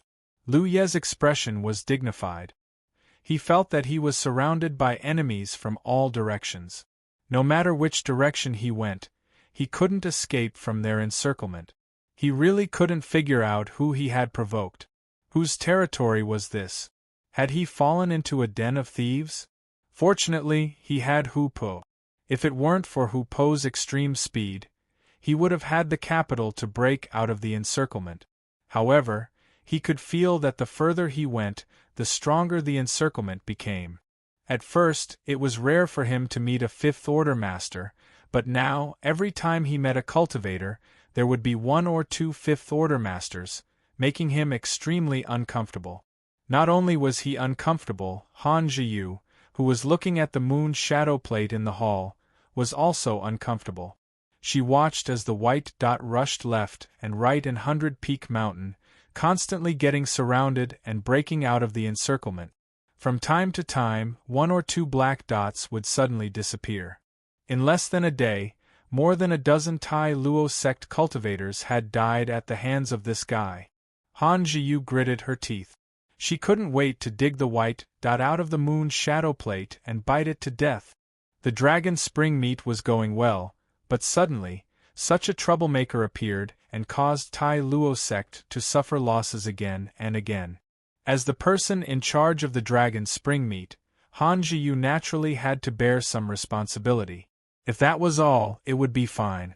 At most, a dozen or so disciples would die, and Tai Luo sect could bear such a loss. Which dragon spring meat didn't have casualties. But the current situation was that Tai Luo sect had invested a lot of energy and manpower to encircle this person, causing them to suffer losses in the confrontation with Blue Feather Mountain. Tang Wu wasn't just going to watch a show. Seeing that Tai Luo sect was being restrained by an outsider, he naturally took action. The mountains they had seized before were now lost one after another.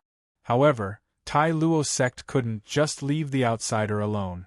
More than a dozen disciples had already died at his hands. If they left him alone, they wouldn't be able to explain themselves. Moreover, the outsider was now in Tai Luo sect's territory. If they ignored him, their losses would only be greater. Therefore, Tai Luo sect was now facing a very awkward situation. They wanted to quickly kill the outsider and then put all their energy into the confrontation with Blue Feather Mountain, but they couldn't kill him. They were in a dilemma. In comparison, Tang Wu was undoubtedly feeling good.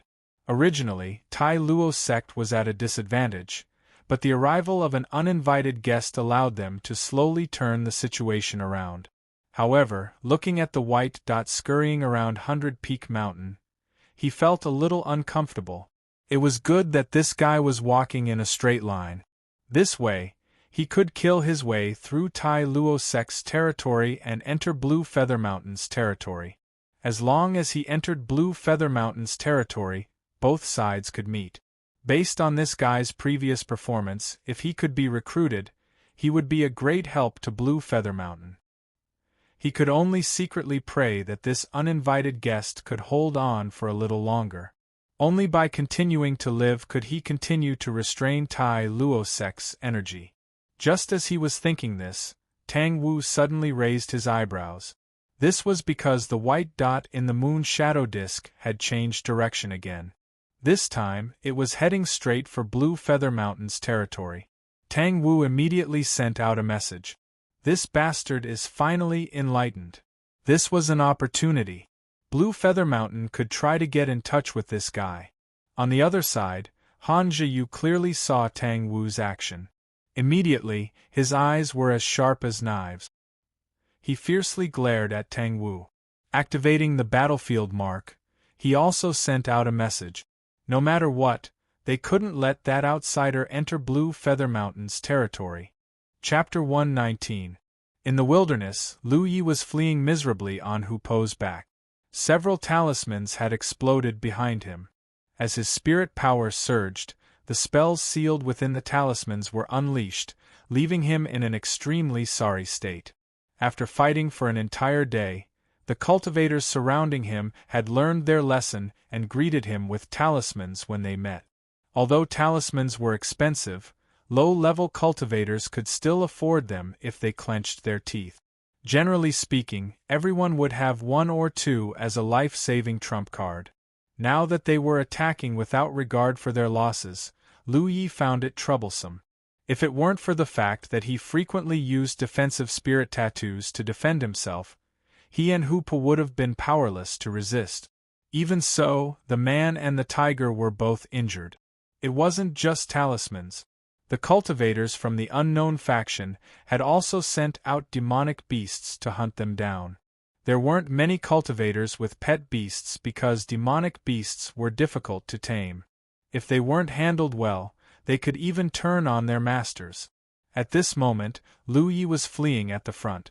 Behind him were 5 or 6 cultivators riding on different pet beasts. Although these pet beasts weren't as fast as Hu Xinjun and weren't as fast, the constant obstructions in front of Lu Yi severely interfered with his ability to break out of the encirclement.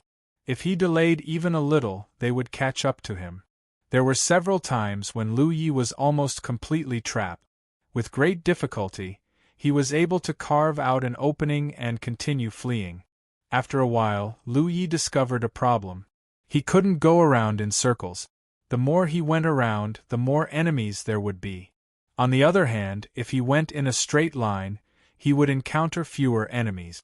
He didn't know that the Tai Luo sect cultivators had Han Zhiyu guiding them from behind. With the moon's shadow disk, none of his movements could escape Han Zhiyu's eyes. The sound of air breaking rang out again. Several arrows shot toward Lu Yi from different directions. Although Lu Yi was startled, he didn't panic. He circulated his spirit power to protect his body and slashed forward with his blade. An arrow flying toward Hu Po was cut in half. At the same time, Hu Po quickly moved in a zigzag pattern to avoid the other arrows. This wasn't Lu Yi commanding Hu Po. It was the experience he had gained from his own bloody experience. The Tai Luo sect cultivators knew that if they wanted to encircle Lu Yi, they would have to cripple Hu Po first. Otherwise, with such a demonic beast around, it would be very difficult to keep Lu Yi here. Therefore, after the first few encounters, the archers who were hiding in the dark had set their sights on Amber and wanted to get rid of it first. Because of this, Hu Po was hit by a few arrows. Fortunately, it wasn't a serious injury. Lu Yi broke the arrows, leaving only half of them stuck in Hu Po's body. Ever since then, Hu Po had become smarter. When he heard the sound of something breaking through the air, he immediately began to move like a snake, avoiding many attacks. Just as he dodged the arrows, a few figures appeared in front of him. Under the night sky, The spiritual light on their bodies was extremely conspicuous. 3 fifth-order masters. Lu Yi lowered his eyes, realizing that the situation was not good. If there was only one fifth order, he could still deal with it, but if there were two, he wouldn't be able to deal with them at all. But now there were 3 fifth-order masters. Once he was trapped, he would undoubtedly die. He didn't know which great force this territory belonged to, but it had such a strong foundation. Along the way, he had encountered more than a dozen fifth-order masters. One had to know that when he participated in the battle between Profound Sect and 9-Star Sect, he didn't even see the shadow of a fifth-order master. However, he didn't know that the declaration of war between Profound Sect and 9-Star Sect was made in a hurry. Most of the fifth-order masters of these two great forces were out adventuring and couldn't rush back in time, so there were very few of them. Moreover, they were suppressing each other, so he naturally couldn't meet them. However, the Dragon's Spring meeting was different. It was held once every 3 years, and the 3 great forces nearby attached great importance to it. 10 days ago, all the cultivators above second order and below fifth order had gathered in the station, waiting for the Dragon's Spring meeting to begin. The number of fifth-order masters in a sect wasn't small, and the dozen fifth-order masters Lu Yi encountered were only a small part of them. Most of them were guarding the mountain peak. Although Han Zhiyu couldn't wait to cut Lu Yi into 1,000 pieces, she also knew that there were priorities. She couldn't mobilize all the masters for a fourth order of unknown origin. If she really did that, Green Feather Mountain would definitely take advantage of the situation to invade. At that time, it wouldn't be as simple as losing a dozen people, they would probably lose many mountains. Of the 3 fifth-order masters who jumped out, 2 rushed towards Lu Yi. One of them stood not far away and raised his hand to point in Lu Ye's direction, spirit energy surging from his fingertips. It's a Dharma cultivator. Lu Yi felt a headache coming on. The people hiding in the dark shooting arrows weren't very strong, and their cultivations were generally not high. Lu Yi and Hu Pa now had experience dealing with them, so they couldn't hurt them. However, a fifth-order Dharma cultivator was different. The power of the Dharma techniques used by such a cultivator couldn't be underestimated. If they were careless, they wouldn't have a good ending. So, seeing that the guy was about to cast a Dharma technique, Lu Yi made a prompt decision. He raised his hand and threw out an object, forming a seal with one hand. The object that was thrown out instantly arrived above the Dharma cultivator's head and rapidly grew in size, turning into a large bell overflowing with spirit energy, and slammed down. The Dharma cultivator obviously didn't expect Lu Yi to have this trick up his sleeve. He wanted to dodge in a hurry, but it was too late and he was directly covered. The other 2 fifth-order masters had already rushed forward. The one in the lead had a tall and sturdy body, and his vitality was abundant. At a glance, it was obvious that he wanted to walk the path of body cultivation. Faced with Hu Po's attack, he didn't dodge at all. Instead, he went up to Hu Po in a provocative manner. He raised both his hands to block Hu Po's 2 front legs, and from the looks of it, he wanted to throw Hu Po to the ground. Roar. A tiger's roar echoed through the forest. The body cultivator and Hu Po were in a deadlock for only 2 breaths before he was pushed to the ground. He had overestimated his own ability. In terms of strength, Hu Po was inferior to him, but monster beasts had their own advantages, especially a monster beast like Hu Po. If one didn't have enough strength, they wouldn't be able to block his charge. Taking advantage of the 2 breaths he was delayed, the other fifth-order master had already charged out from behind him. This guy should be a weapon cultivator because he held a large hammer in his hand. The head of the hammer was as big as his head, and he didn't look like someone to be trifled with. The hammer that seemed to weigh 1,000 kilograms was as light as a feather in his hand. He jumped up from behind his fellow sect member and smashed the hammer towards Lu Yi. The hammer glowed with a dazzling light as he shouted, "Get down here!" This blow was powerful and heavy, and it felt like a single person could defeat 10 people with brute strength. Lu Yi couldn't block such a blow no matter what. If he tried to block it head-on, he would only end up with broken bones. So, he hurriedly activated his defensive spirit rune and turned it into a shield in front of him. Hong, with a loud bang, Lu Yi felt the spirit energy in his body flowing out like a flood from a broken dam. As for the defensive spirit rune, it was actually unable to withstand this aggressive attack. Tiny cracks appeared on it, and in just 3 breaths, it shattered with a loud bang. This was the first time Lu Yi had encountered someone who could shatter his defensive spirit rune with a single blow. One had to know that even the 7th Order Dong Shu Yi hadn't been able to do so. It seemed that the defensive spirit rune had some advantages when it came to blocking spirit techniques, but its defensive power was inferior when it came to blocking pure attack. Although his defensive spirit rune had been broken, it had still blocked most of the impact. As the sledgehammer fell, Hu Po's body bent and his front legs fell to the ground. Lu Yi, on the other hand, was smashed backwards by the sledgehammer. If he hadn't hurriedly raised his long sword in front of him, his chest would have been flattened. Just as Lu Yi was about to fall off Hu Po's back, a small hand suddenly reached out and grabbed his belt, pulling him back. It was Yi, who had been hiding inside Hu Po's body. The help she could provide in this battle was very limited, so she hadn't shown up until now. At this moment, she suddenly appeared and saved Lu Yi. His mouth was full of the taste of rust, and his chest and arms were sore. He was obviously injured. It wasn't easy to block such a blow. At this moment, Lu Yi was very glad that he had trapped the 5th Order Dharma cultivator with his small bell spirit artifact. Otherwise, with the cooperation of these 3, he might really have died here. The body cultivator got up from the ground and retreated a few meters, looking at Lu Yi vigilantly. The weapon cultivator also retreated a few meters, holding his hammer with both hands with a dignified expression.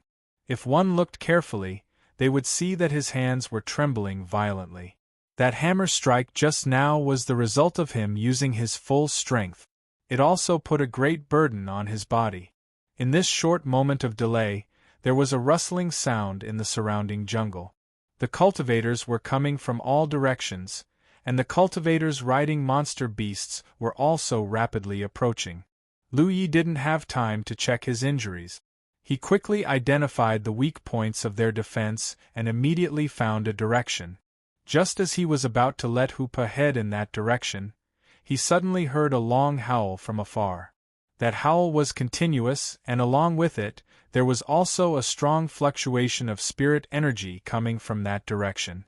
Lu Yi turned his head and saw that on the mountain closest to him, colorful spirit lights were constantly flashing.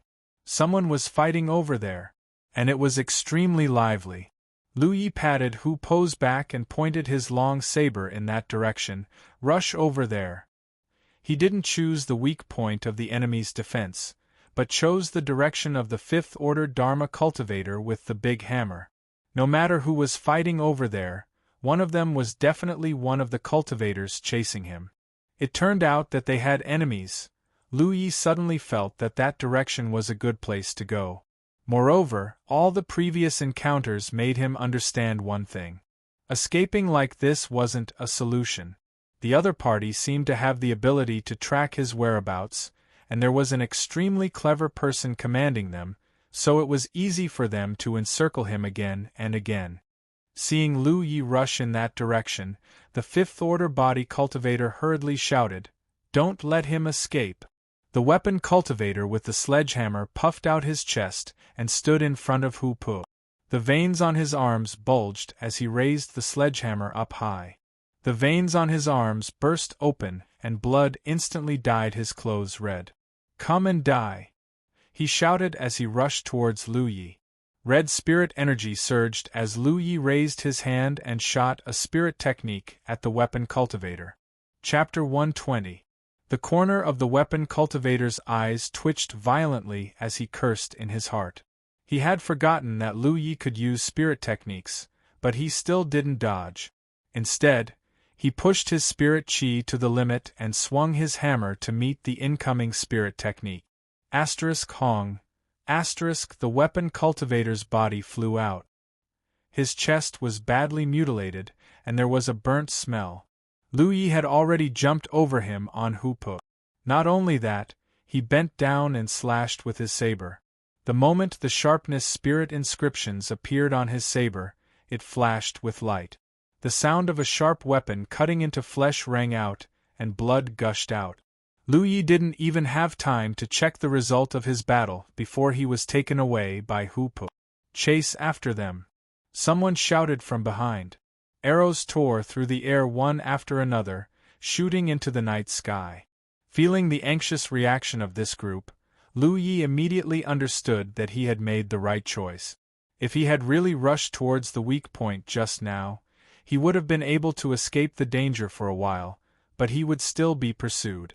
Thinking about it this way, it seemed that the weak point in the defense was deliberately left behind by the enemy. He took back the small bell spirit artifact. The moment the trapped fifth-order cultivator regained his freedom, he cast a spirit technique in the direction Lu Yi had fled. However, Lu Yi had already disappeared. The cultivators riding demonic beasts continued to chase after Lu Yi, but after running for a while, they all stopped in place as if they had received some kind of order. They glared hatefully in the direction Lu Yi had left, their eyes full of unwillingness. At this moment, looking at the shadow moon disk in front of Lu Yi, there were more than 20 blue light spots rushing towards him. On the nearby mountain top, there was another group of blue light spots fighting with the black light spot. The commotion that Lu Yi had sensed earlier was coming from that direction. In the hall, Han Zhiyu glared at Tang Wu. If looks could kill, Tang Wu would have died 100 times over by now. The 20 or so blue dots approaching the white spot were obviously mobilized by Tang Wu. If not, Tai Luo sect wouldn't have given up on the chase. If they had continued, they would have broken into Blue Feather Mountains territory. The nearby battle was also ordered by Tang Wu. Blue Feather Mountain didn't want to take over the mountain top. They just wanted to create some movement to inform the outsider. Now, it seemed that the outsider was a very smart guy. Although he didn't communicate with Tang Wu, under Tang Wu's secret arrangements, the outsider took the initiative to move closer to Blue Feather Mountain. The weak point of the defense she designed didn't play a role in baiting the enemy. Han Zhiyue was completely defeated in this round of remote confrontation. More than a dozen cultivators on his side died, and several mountains were lost. The outsider was even rescued by the Green Feather Mountain. So ferocious? Qin Wanli, who was standing at the side, exclaimed in surprise. Yang Kai had been watching the show for the entire afternoon and night. He had seen with his own eyes how the white light moved left and right in 100 Peak Mountain. To be honest, Yang Kai couldn't help admiring it. If he had been in Yang Kai's shoes, he definitely wouldn't have been able to do such a thing when he was just a fourth-order cultivator. If he didn't have any skill, Yang Kai would have died the first time he was surrounded. It would be fine if that was all, but the key point was that the black dot on the shadow moon disk that symbolized a fifth-order cultivator suddenly disappeared. In other words, a fifth-order cultivator died at the hands of the outsider. This was a little scary. He only escaped the pursuit of a fifth-order cultivator. It could be said that he relied on the power of his mount, but killing someone above his realm meant something else. This guy. Is he from some great force? Qin Wanli muttered in his heart. You still want to watch the show? Han Zhiyu suddenly turned to look at him, her eyes spitting fire. Qin Wanli coughed lightly and quickly corrected his attitude. We will attack wherever Senior Sister Han tells us to. Although the Qin clan had entered the Graded Realm and had their own base on the battlefield, they had only risen recently. They still relied on Tai Luo sect a lot, so they didn't dare to offend the other party. Especially when this woman was angry, Qin Wanli had to be more careful. Seeing his attitude, Han Zhiyu calmed down a little. She didn't avoid Tang Wu and began to discuss the attack plan in front of him. Tang Wu was also deploying countermeasures. Occasionally, He glanced at the shadow moon disk and found that the white dot had already connected with the people he arranged. He was relieved. At this time, Lu Yi looked at the 20 or so cultivators in front of him and held a jade slip in his hand silently. These people didn't have any hostility and seemed to know that he was here. Before they approached, they revealed their identities and showed that they were from Grand Heaven Alliance. Since the other party took the initiative, Lu Yi naturally showed the blue light of the battlefield mark on the back of his hand to avoid any unpleasant misunderstandings. The jade slip in his hand was given to him by the fifth-order cultivator named Xie Jin. He only needed to check it to understand the whole story and his situation. Although the other party was a fifth-order cultivator, his words were quite polite. The pursuers behind him didn't catch up for the time being. Lu Yi patted Hu Po's back gently to let him be more vigilant. Then, he picked up the jade slip and put it on his forehead to check it. After a short while, he put down the jade slip with a strange expression. Dragon Spring Guild? A battle for the spots to enter the Dragon Spring organized by 3 great forces? Lu Yi was a little speechless. He had been walking in uninhabited places these days, trying to avoid the territories occupied by sects and forces. Even if he needed something, he would go to the market where loose cultivators gathered to buy daily necessities. The last time he went to the loose cultivator market was 10 days ago. He didn't have any contact with people, so he didn't know that this was the place where the Dragon Spring Guild was held. He chose to pass through 100 Peak Mountain because it was the junction of the 3 great forces nearby and didn't belong to any of them. He thought it would be safer and more convenient to pass through here. Who knew that it would cause such a commotion? Last time, he chose the Heaven-Splitting Gorge because it was the junction of Profound Sect and 9 Stars Sect. In the end, the 2 forces fought and 9 Stars Sect's encampment was captured. He realized that he seemed to have made a mistake. He shouldn't have chosen the junction of the 3 great forces because this place was generally very chaotic. If he really wanted to avoid trouble, he had to choose the sphere of influence of Grand Heaven Alliance. He secretly remembered this lesson. According to the information revealed in the Jade Slip, the place where he entered 100 Peak Mountain was the rear of Tai Luo Sect. That was why he was chased by Tai Luo Sect cultivators. This was in line with his previous encounters. Among the cultivators he met at the beginning, there were very few fifth-order cultivators, but as he continued to move forward, the number of fifth-order cultivators increased. Because the rear was safer than the front, the requirements for the number of people stationed at the rear weren't high. On the contrary, the mountain peaks bordering Blue Feather Mountain's territory required more cultivators with higher cultivation, so there were more people. The reason why the other party came to his rescue was because of the Shadow Moon Plate. The 3 sects had 9th-order cultivators stationed there to monitor the movements of all the cultivators in 100 Peak Mountain. So, no matter how Lu Yi fled or hid, he couldn't escape the detection of those 9th-order cultivators. No wonder he felt a pair of eyes staring at him. No matter how he escaped, he would be surrounded. It turned out that it was because of the Shadow Moon Plate. The situation was in line with his experience, so Lu Yi could basically judge that the other party wasn't lying. And in any case, the other party's 20-some people came to his rescue and helped him escape the fate of being chased. It could be said that he owed them a favor. Junior brother, it's not good to stay here for long. Please move. Xie Jin gestured with his hand. Lu Yi nodded, okay. The group gathered around Lu Yi and moved forward at an extremely fast speed. Along the way, Xie Jin and Lu Yi chatted. When asked for his name, Lu Yi told him that he was Yi.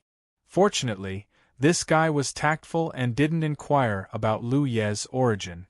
Walking around the Spirit Stream battlefield, many people would hide their sect, especially those from great forces who came to the outer circle to gain experience. Don't think that cultivators from great forces would be treated with respect.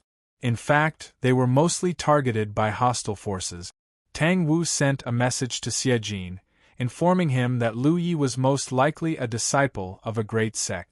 Jin naturally wouldn't refuse. Along the way, the 20-some people dispersed one after another. In the end, only Jin and Lu Yi were left. Those people were all mobilized from the nearby mountains. Now that their mission was completed, they naturally had to go back to guard. Moreover, Han Zhaoyue seemed to have gone crazy. He joined forces with Qin Wanli to attack the peak of Green Feather Mountain, causing the pressure on Green Feather Mountain's side to sharply increase. The mountain that they had swallowed during the day was spat out again. It was very helpless. Fortunately, there weren't many casualties. After crossing 2 mountains, they arrived at a valley. It was brightly lit, and there were tents erected. Cultivators went in and out of the tents from time to time. Lu Yi rode on the tiger's back and looked around. He found that many of the cultivators here were injured. Waves of screams came from many of the tents, and the smell of blood filled the air. He immediately understood that this place was probably a place similar to a field hospital. The cultivators who were injured in the battle ahead would come back here to receive treatment. When Lu Yi arrived, many cultivators turned to look at him. Someone shouted, "Brother, well done!" Some people cheered and whistled at him, some hot female cultivators even threw flirtatious glances at him. Lu Yi was a little confused by the enthusiasm of the large group of injured people. Jin smiled and said, "Junior brother's previous feat has spread. Everyone admires you very much." Lu Yi finally understood what was going on. He followed Jin all the way forward until they reached a tent. Jin said, "Junior brother Yi, stay here for the time being. Someone will come to treat your injuries later." "Thank you." He couldn't refuse the kindness of others. His injuries weren't too serious. After experiencing 2 near-death experiences, Lu Ye's tolerance for pain was very strong. However, Hu Po's injuries were quite severe. The main reason was that the group of Tai Luo sect cultivators had thrown too many talismans at Hu Po. Later on, they had also specifically shot arrows at Hu Po. Although Lu Yi had helped Hu Po block many of them, there were still some gaps. "Then I won't disturb your rest, junior brother." Jin was about to leave when he suddenly remembered something. He turned around and said, "Right, I almost forgot." As he spoke, he took out a storage bag. Chapter 121. Jin tossed the storage bag to Lu Yi. Lu Yi caught it with a puzzled look. "This is," Jin explained with a smile, "this is the reward from my Blue Feather Mountain to junior brother. 1 merit point is 2 spirit stones, and an additional 10 spirit stones for killing a 5th order enemy. Junior brother has killed 1 5th order, 3 4th order, 5 3rd order, and 6 2nd order. With junior brother's 4th order cultivation, your merit points should be 49. Junior brother can count them." As soon as he opened his mouth, not only did he list out how many people Lu Yi had killed along the way, he even calculated his cultivation base and how many merit points he had obtained. If he didn't know about the existence of the Shadow Moon Plate, Lu Yi would have suspected that Jin had plucked out his eyes and placed them on him. Before coming, senior brother Tang Wu repeatedly told me that these spirit stones must be handed over to junior brother. Junior brother, please do not refuse. Junior brother, please have a good rest. Jin finished speaking very quickly and didn't give Lu Yi a chance to speak again, opening the tent flap and leaving. Lu Yi was left holding the storage bag and looking at Hu Po. A moment later, Lu Yi checked the battlefield mark on the back of his hand and found that he had indeed gained 49 merit points, bringing his total to 223. Did the last 5th order weapon cultivator die? Thinking about it, when Lu Yi rode past him on Hu Po's back, he had cut off half of his neck with his sharpness spirit rune.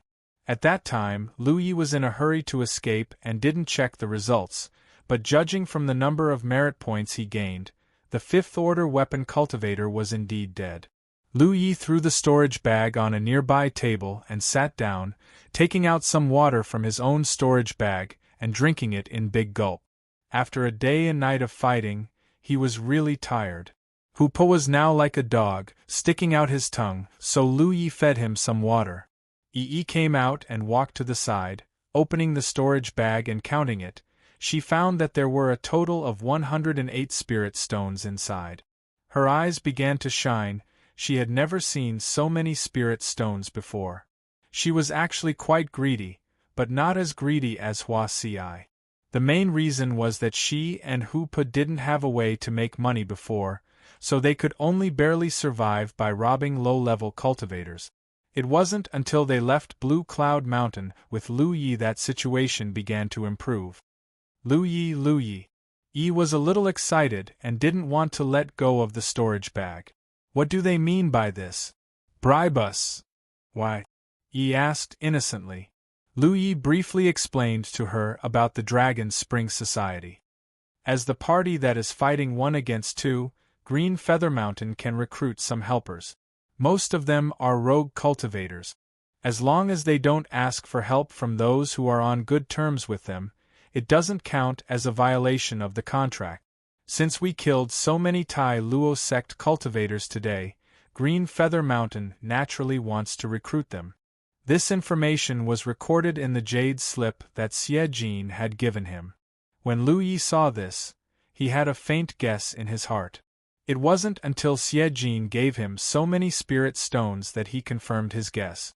The reason why Green Feather Mountain had sent more than 20 cultivators to receive him was because they saw his value, and this value was earned by him killing his way through. If he didn't have such ability, Green Feather Mountain wouldn't have worried about his life or death. They weren't related to each other, and many cultivators died in the Spirit Stream battlefield every day. But from beginning to end, Green Feather Mountain didn't mention anything about recruitment. Instead, they sent a large number of people to receive him and put him here to heal. They even directly offered him the reward for killing the enemy. It had to be said that this was done beautifully. At the very least, it didn't make him feel disgusted. Tang Wu, Lu Yi remembered the name Xie Jin mentioned before. This person should be the 9th Order cultivator from Green Feather Mountain. So it's like that. He understood the whole story. What do you think? Lu Yi didn't answer.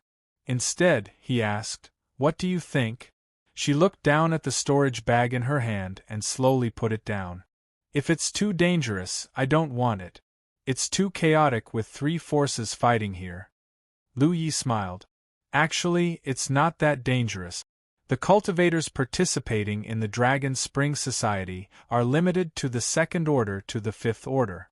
As long as you don't get besieged by too many 5th Order cultivators at the same time, you should be fine. You want to participate? Yi tilted her head and looked at him. I want to sleep.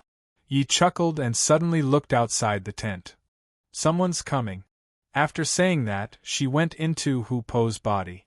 A pleasant voice came from outside. Is junior brother Yi here? Please come in.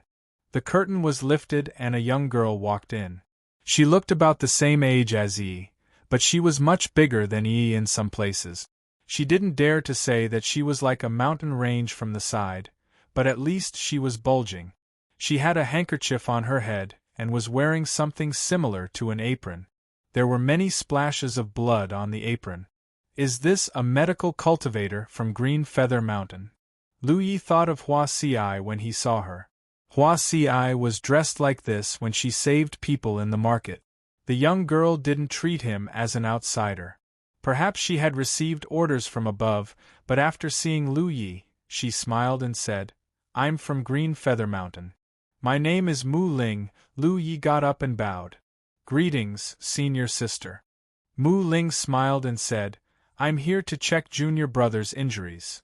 Saying so, she walked to the side and took out something from her storage bag. Lu Yi said, I don't have any injuries. Senior sister, please take a look at my pet beast. Its injuries are more serious. That won't do. Mu Ling turned around.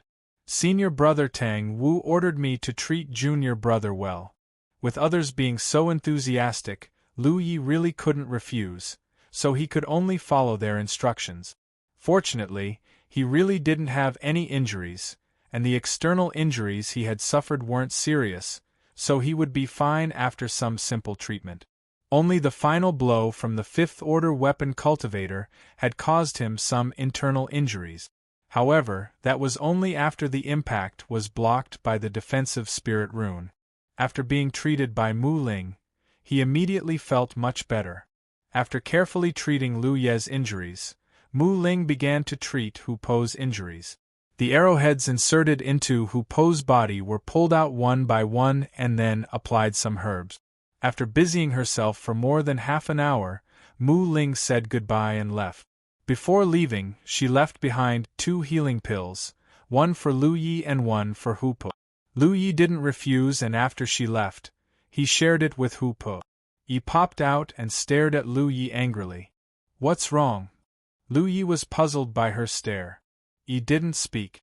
"What's wrong?" Lu Yi was really confused. "Humph." He turned her little head away. Lu Yi reached out to pinch her face and lifted it slightly. "If you have something to say, just say it." He suddenly let go and he hurriedly went into Hu Po's body. Someone else came. Wrapped in a fragrant wind, a voluptuous woman walked in and said softly, "Junior brother, it's time to treat your injuries." Lu Yi was stunned. "No, just now," the woman said. "Just now is just now, now is now. Lie down on the bed." Lu Yi was secretly amazed. Just how much did Blue Feather Mountain value him that they had to treat him twice, but he really didn't have any injuries. Seeing that Lu Yi was still hesitating, the female cultivator urged, "Quickly lie down." Medical cultivators didn't seem to have a good temper. Lu Yi wanted to refuse, but the female cultivator had already pressed him down on the bed, and then took off his clothes. Her soft little hands began to wander around Lu Ye's chest, and the female cultivator's eyes were blurred. "I didn't expect Junior Brother's chest to be so strong." She reached out and drew across the hideous scars and praised, "A man's battle achievements are really fascinating." Lu Yi felt that something was wrong. When the woman's hands continued to move, he quickly got up and grabbed her hands. "Senior sister, are you a medical cultivator of Blue Feather Mountain?" The woman winked at Lu Yi. "Medical cultivators only treat the body, but senior sister can treat the heart." Lu Yi suddenly remembered that this woman, wasn't she the one who winked at him when he came over with Xie Jin? This woman was definitely not a medical cultivator of Blue Feather Mountain. Lu Yi grabbed her hands and didn't let go, saying with a headache, "Senior sister, I'm injured." The female cultivator said, "These injuries are nothing. Life is short and you should enjoy it while you can. When you go up the mountain tomorrow, you might die. Don't you think so, junior brother?" Lu Yi looked at the other's towering chest and couldn't help but nod. Senior sister's words are very reasonable. Suddenly feeling 2 pairs of eyes staring at him, Lu Yi looked up and met Hu Po and Yi's eyes. Yi was about to explode in anger, and silently pointed at him. Hu Po jumped up and bit down.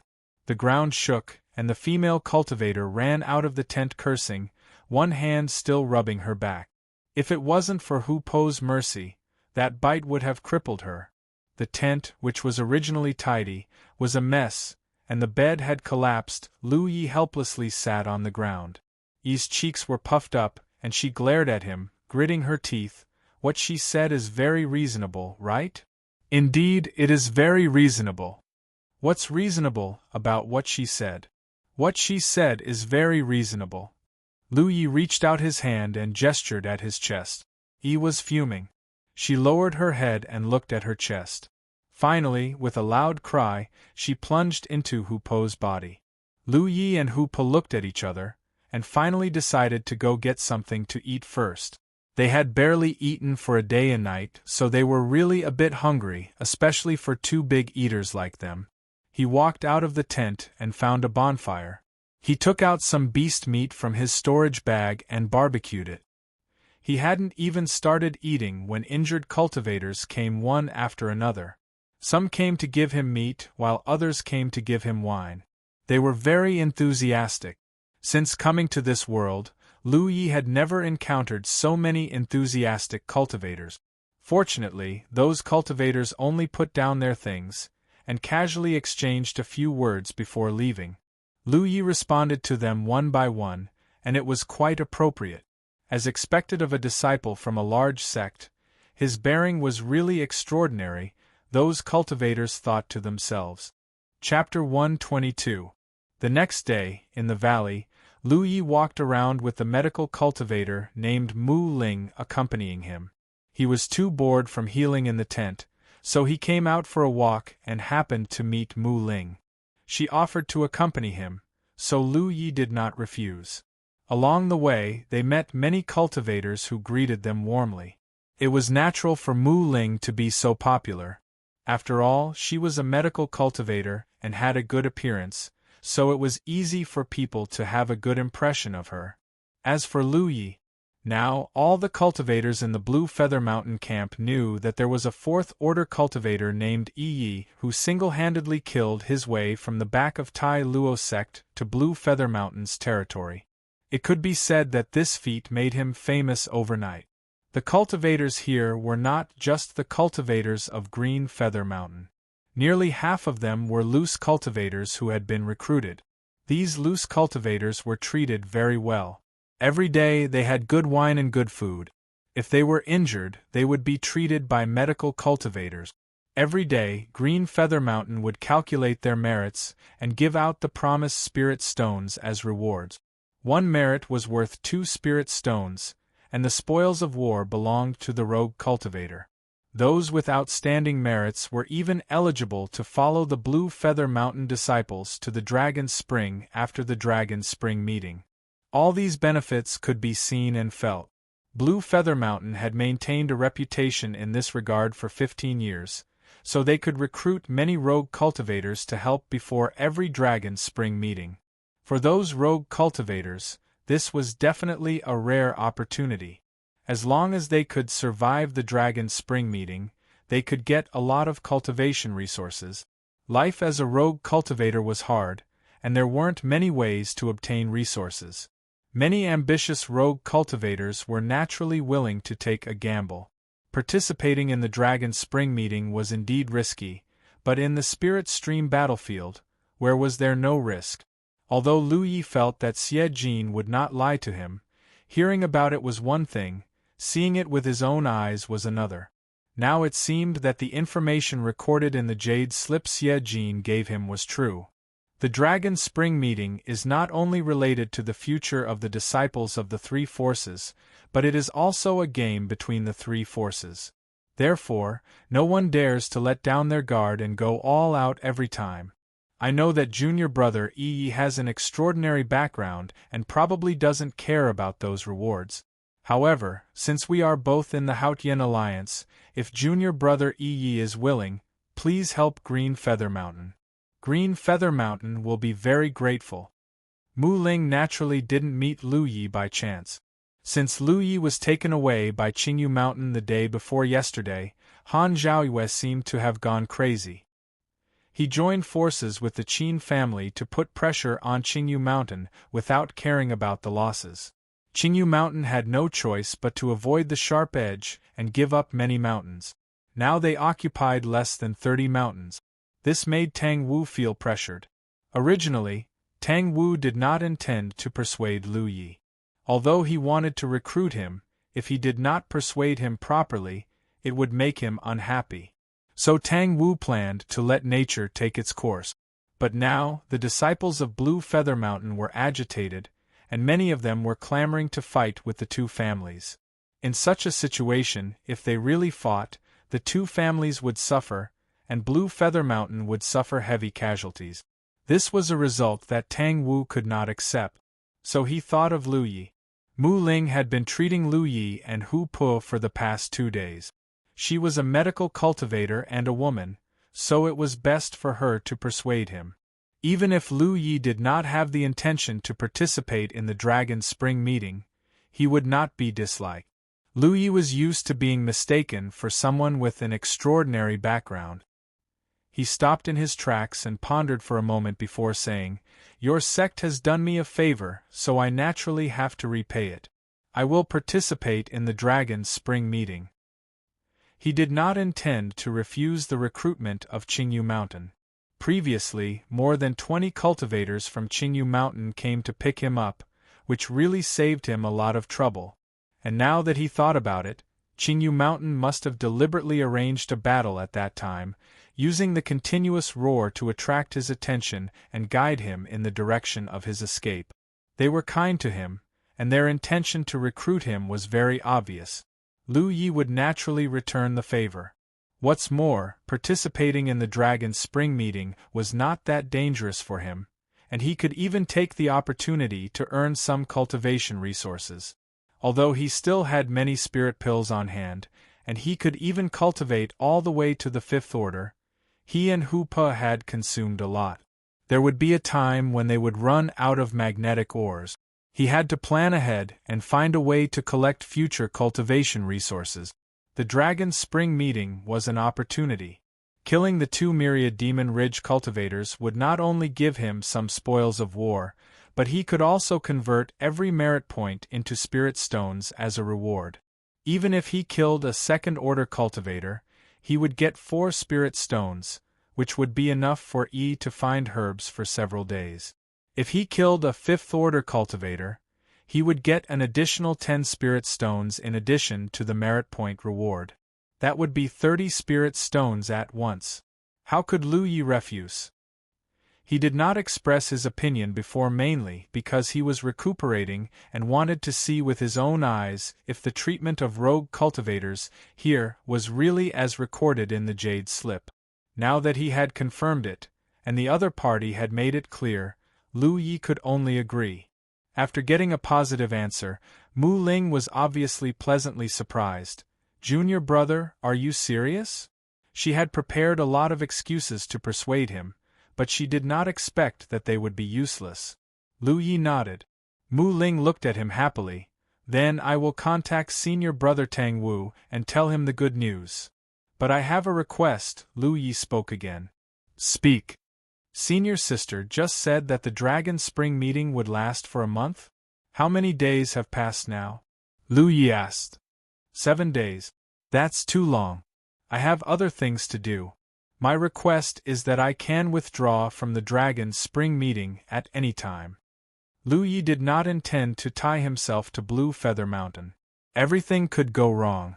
If the situation was really bad, he could choose to leave at any time. As for having other things to do, it was naturally just an excuse.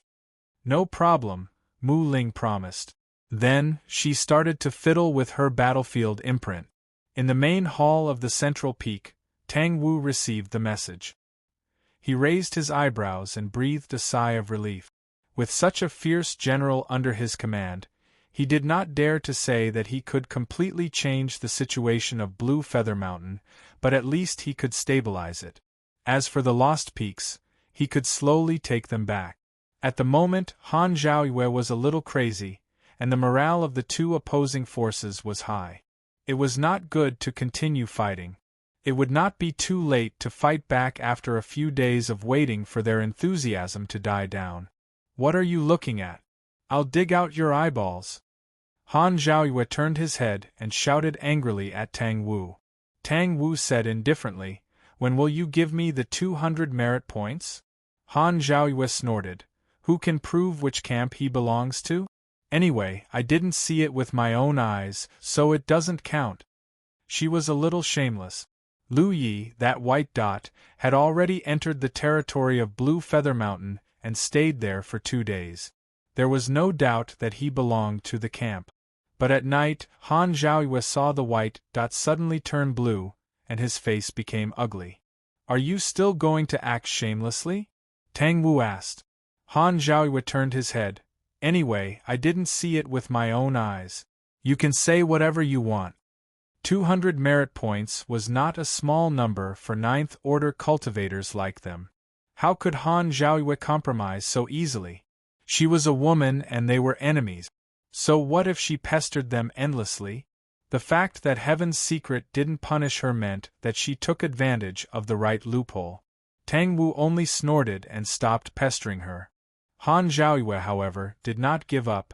"Don't think you can do anything just because you recruited this person. He is alone. The Dragon Spring Guild relies on numbers." There was nothing wrong with this, because every mountain needed a cultivator to guard it.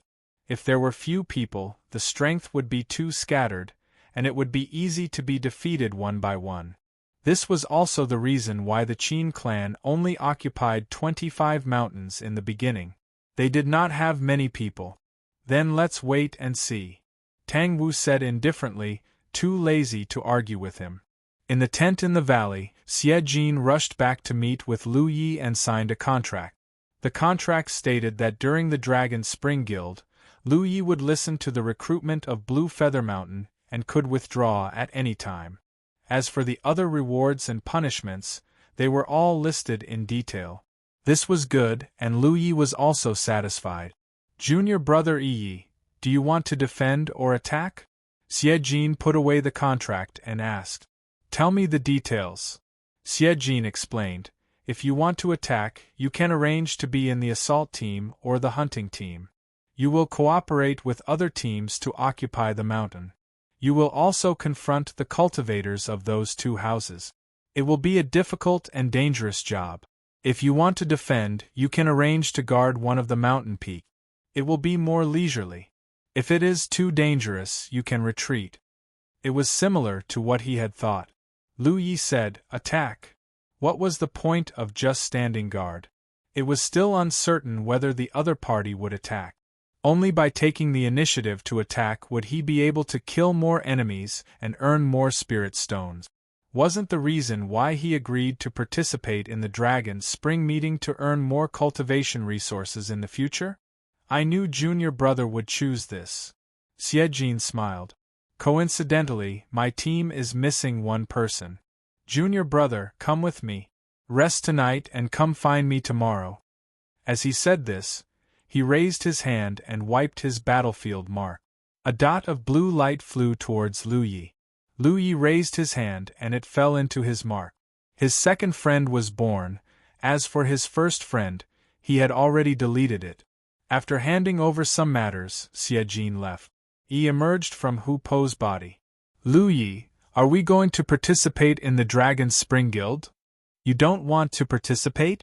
Lu Yi asked. He shook her head. We will go wherever you go.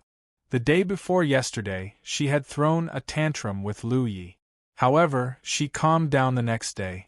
She was afraid that Lu Yi would be angry, so she was careful for a while. Only when she was sure that Lu Yi was normal did she relax. Lu Yi raised a hand and rubbed her head. They injured Hu Pa so badly. We have to take revenge. It is impolite not to reciprocate.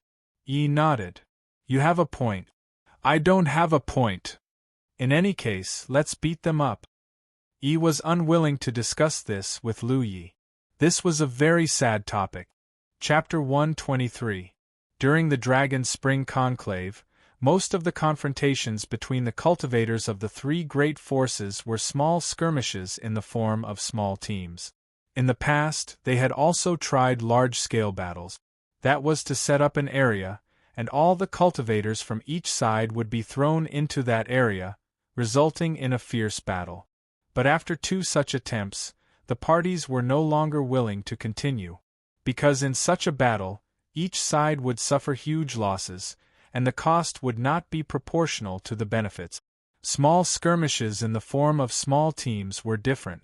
Casualties could be effectively controlled, and if the cultivators guarding the mountain peaks sensed that something was wrong, they could withdraw and preserve their strength. There were three types of teams. The first type was the defensive team, which sat on the mountain peaks to resist the enemy. The second type was the assault team, which took the initiative to attack and occupy the enemy's mountain.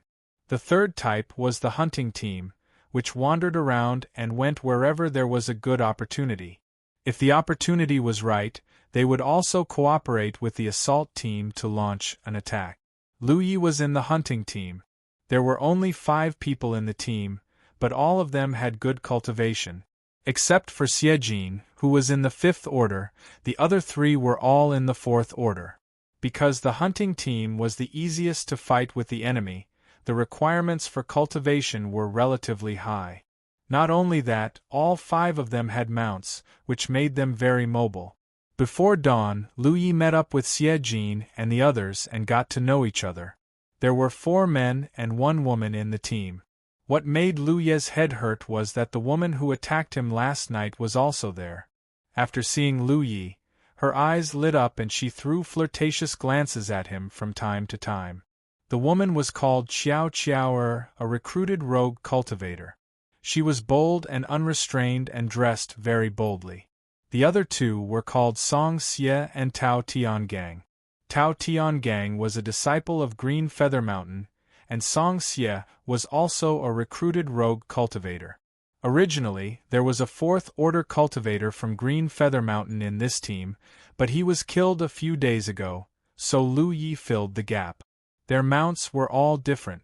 Some were riding wolves, some were riding leopards, and there was even a huge wild boar. The most outrageous one was Song Xie's mount. It was a huge scorpion. Its body was the size of a table, and it had a metallic luster. Its tail was raised up high, and it flickered with a cold light. Just by looking at it, one could tell it was not to be trifled with. It was unknown how Song Xie had managed to tame such a monster. Song Xie himself had a sickly appearance. His skin was green, and he looked like he would die soon. Lu Yi suspected that this guy would die at any moment. In the wilderness it was quiet all around. 5 people and 5 mounts were quietly waiting for orders, each of them closing their eyes and adjusting their breathing. In less than half an hour, Xie Jin suddenly said, "Let's go." The 4 of them opened their eyes and mounted their mount. Under Xie Jin's lead, they galloped in a certain direction. On a mountain top over there, a group of Green Feather Mountain cultivators were resisting the attacks of the Qin clan cultivators. The situation was extremely tense. Originally, the Qin clan had been watching the show, but after Han Zhiyu lost his temper, Qin Wanli could only mobilize his own people to participate in the attack and put pressure on Green Feather Mountain. The task of Xie Jin's 5-man team was to cooperate with the cultivators guarding the mountain to launch a pincer attack on the people of the Qin clan. The powerful mobility of the hunting team was reflected in this. However, before they had gone far, Xie Jin shouted, "Meet the enemy!" The other party's hunting team had also set out and was heading towards this side. It would not be long before the two teams met. After a while, the enemy's figures could be vaguely seen in front of them. The cultivators riding monster beasts were nimbly moving through the mountain forest. The distance between the two sides was quickly closing. Xie Jin took the lead, with Lu Yi and Xiao Qiao on his left and right. Song Xie and Tao Tiangang were further behind. The 5 people and 5 mounts rushed forward in an arrow formation. When they were still 300 feet apart, their spirit chi began to surge.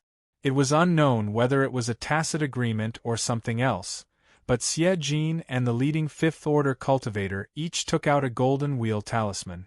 When the spirit talisman was activated, a golden arc slashed towards the opposite side.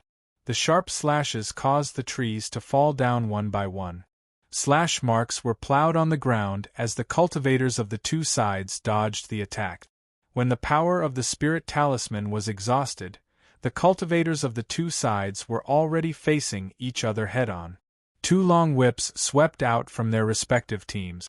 The long whips flashed with light. They were clearly spirit artifacts. The long whips twisted together. Under the strength of each side, the two were pulled off their mounts at the same time. At the end of the long whip, Xiao Qiao looked at the 4th-order cultivator on the other side with disgust. "Why are men playing with whips? So shameless!" That cultivator did not make a sound. He shook his long whip and released it from the restraint. He then attacked Xiao Qiao from head to toe. Xiao Qiao was not willing to be outdone. The two of them immediately engaged in battle. Even their mounts began to bite each other. While the two were fighting fiercely, the others were not idle either. The moment their figures crossed each other, at least 6 people from the two teams were knocked off their mount. In fact, cultivators were not used to riding their mounts to fight. The biggest use of a mount was that it was a means of transportation, followed by support in battle. It was difficult to display one's strength while riding a mount. Lu Yi also fell to the ground, but he took the initiative to roll down. In the head-on collision just now, a fourth-order cultivator on the other side was cut down by his saber. Although he was not injured, he was still in a difficult position. When he finally stood up, Lu Yi rushed forward with his saber and slashed at the man's neck. The man's reaction was not slow. He quickly raised the spirit artifact in his hand to block, but the saber did not completely fall. The long saber stopped in front of the other party's spirit artifact. His spirit chi surged. The man suddenly looked up and saw Lu Yi raising his hand towards him. There was a faint red glow in his palm. The sound of flapping wings rang out. A fat bird suddenly appeared and slammed into the cultivator's chest. With a bang, spirit chi exploded. A scorching aura spread out. The cultivator screamed and was sent flying. His chest was a bloody mess. A bright saber light flashed across his eyes. The man was shocked and pushed his spirit chi to the limit. However, he only felt a slight pain in his neck before his vision began to fade. Lu Yi had already put away his saber. He found that with the help of his spirit chi, killing enemies was much easier than before. In the past, even if he could kill a fourth-order cultivator like this, it would take him a while. Cultivators were not fish on the chopping block. They also had weapons in their hands that could block fatal attack. But once he used his spirit chi, it would be difficult for the other party to block unless they had some kind of defensive spirit talisman. Taking advantage of the confusion, Lu Yi could naturally cut them down however he wanted. Almost in the blink of an eye, a fourth-order cultivator was killed by his spirit chi. The other's battle had just begun, but Lu Ye's was already over. Pushing off with his feet, Lu Yi rushed to the nearest battlefield in a few steps. Here, Xie Jin was fighting a fifth-order cultivator. Both of them were artifact cultivators. As soon as they met, they got off their mounts and fought in close combat. However, their strength was equal, so it was difficult to determine the winner. Suddenly, the fifth-order cultivator felt a chill run down his back. When a strong wind blew, he hurriedly lowered his head and felt a chill on the top of his head. His hair was blown away, and a piece of his scalp had been cut off. When he looked up again, he saw who had attacked him. Not far away, there was a clansman lying in a pool of blood. His heart shook. One of them died just like that? Suddenly remembering the news he had received before, he looked at Lu Yi in horror. It's you? He finally remembered that 2 days ago, a guy had killed his way through Tai Luosek's territory on his own. That person seemed to be riding a big white tiger. It was said that more than a dozen people from Tai Luosek had died, including a fifth-order cultivator. He did not recognize Lu Yi before because the Qin family had not been in contact with him before. Xie Jin was not easy to deal with, and now that such a vicious person had appeared to help him, how could he be his opponent? He immediately thought of retreating. However, it was not so easy to retreat at this moment. Lu Yi and Xie Jin attacked together, forcing the fifth-order cultivator to retreat. In just 10 breaths, the fifth-order cultivator's back was wide open. Lu Ye's eyes were sharp and his hands were fast. He slashed out with his saber, which flashed with light and was reinforced by spirit inscriptions. When the saber fell, the fifth-order cultivator's stomach was cut open. He screamed and fell to the ground. The long sword in Xie Jin's hand trembled and directly pierced his opponent's wrist, severing his tendons. With a clang, the weapon fell to the ground. Lu Yi flipped his saber and stabbed it directly into his opponent's heart. When he pulled out his saber, blood spurted out. In the next moment, Lu Yi and Xie Jin rushed to the left and right respectively. There were still 2 fights going on there. Lu Yi rushed to Qiao Er's battlefield. She and the male cultivator danced with their long whips, which flashed with light. Half of Qiao Er's face was swollen, and the whip mark was very conspicuous. However, her opponent was not much better. She did not know what kind of injury he had suffered. At this moment, his posture was a bit strange. His legs were clamped together, and his face was as pale as paper.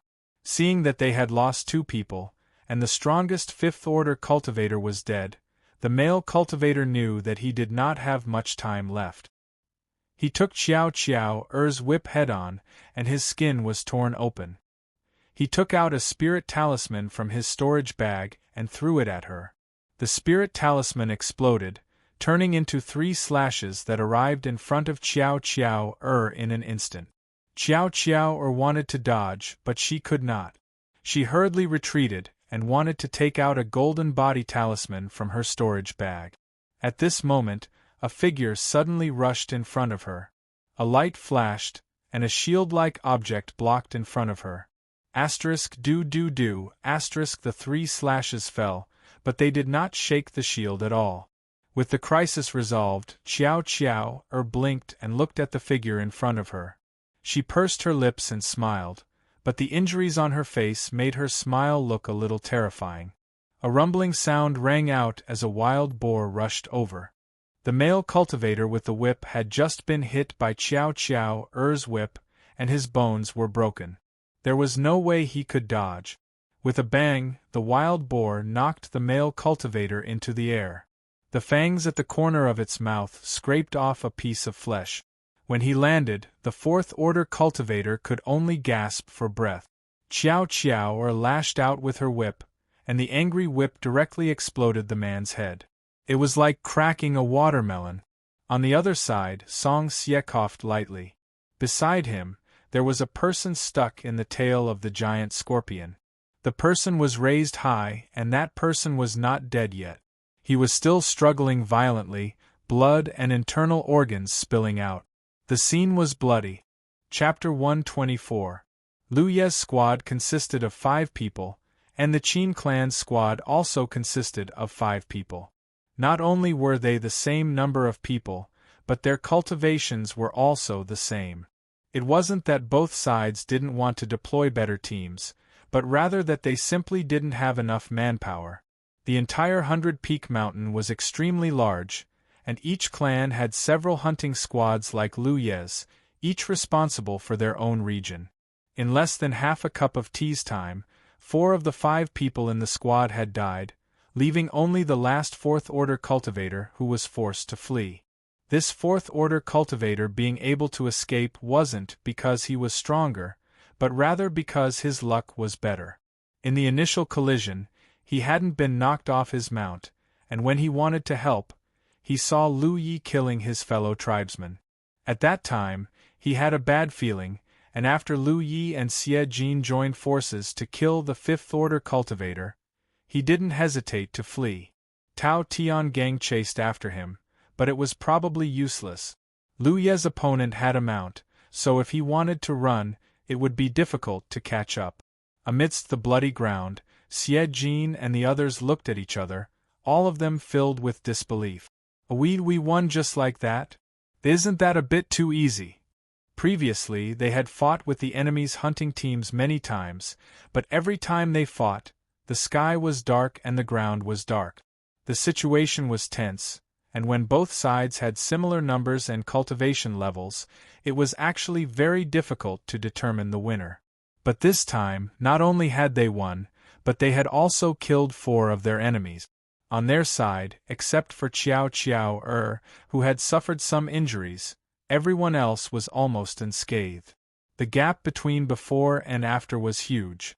Several people couldn't help turning their eyes to Lu Yi, thinking back to the battle just now.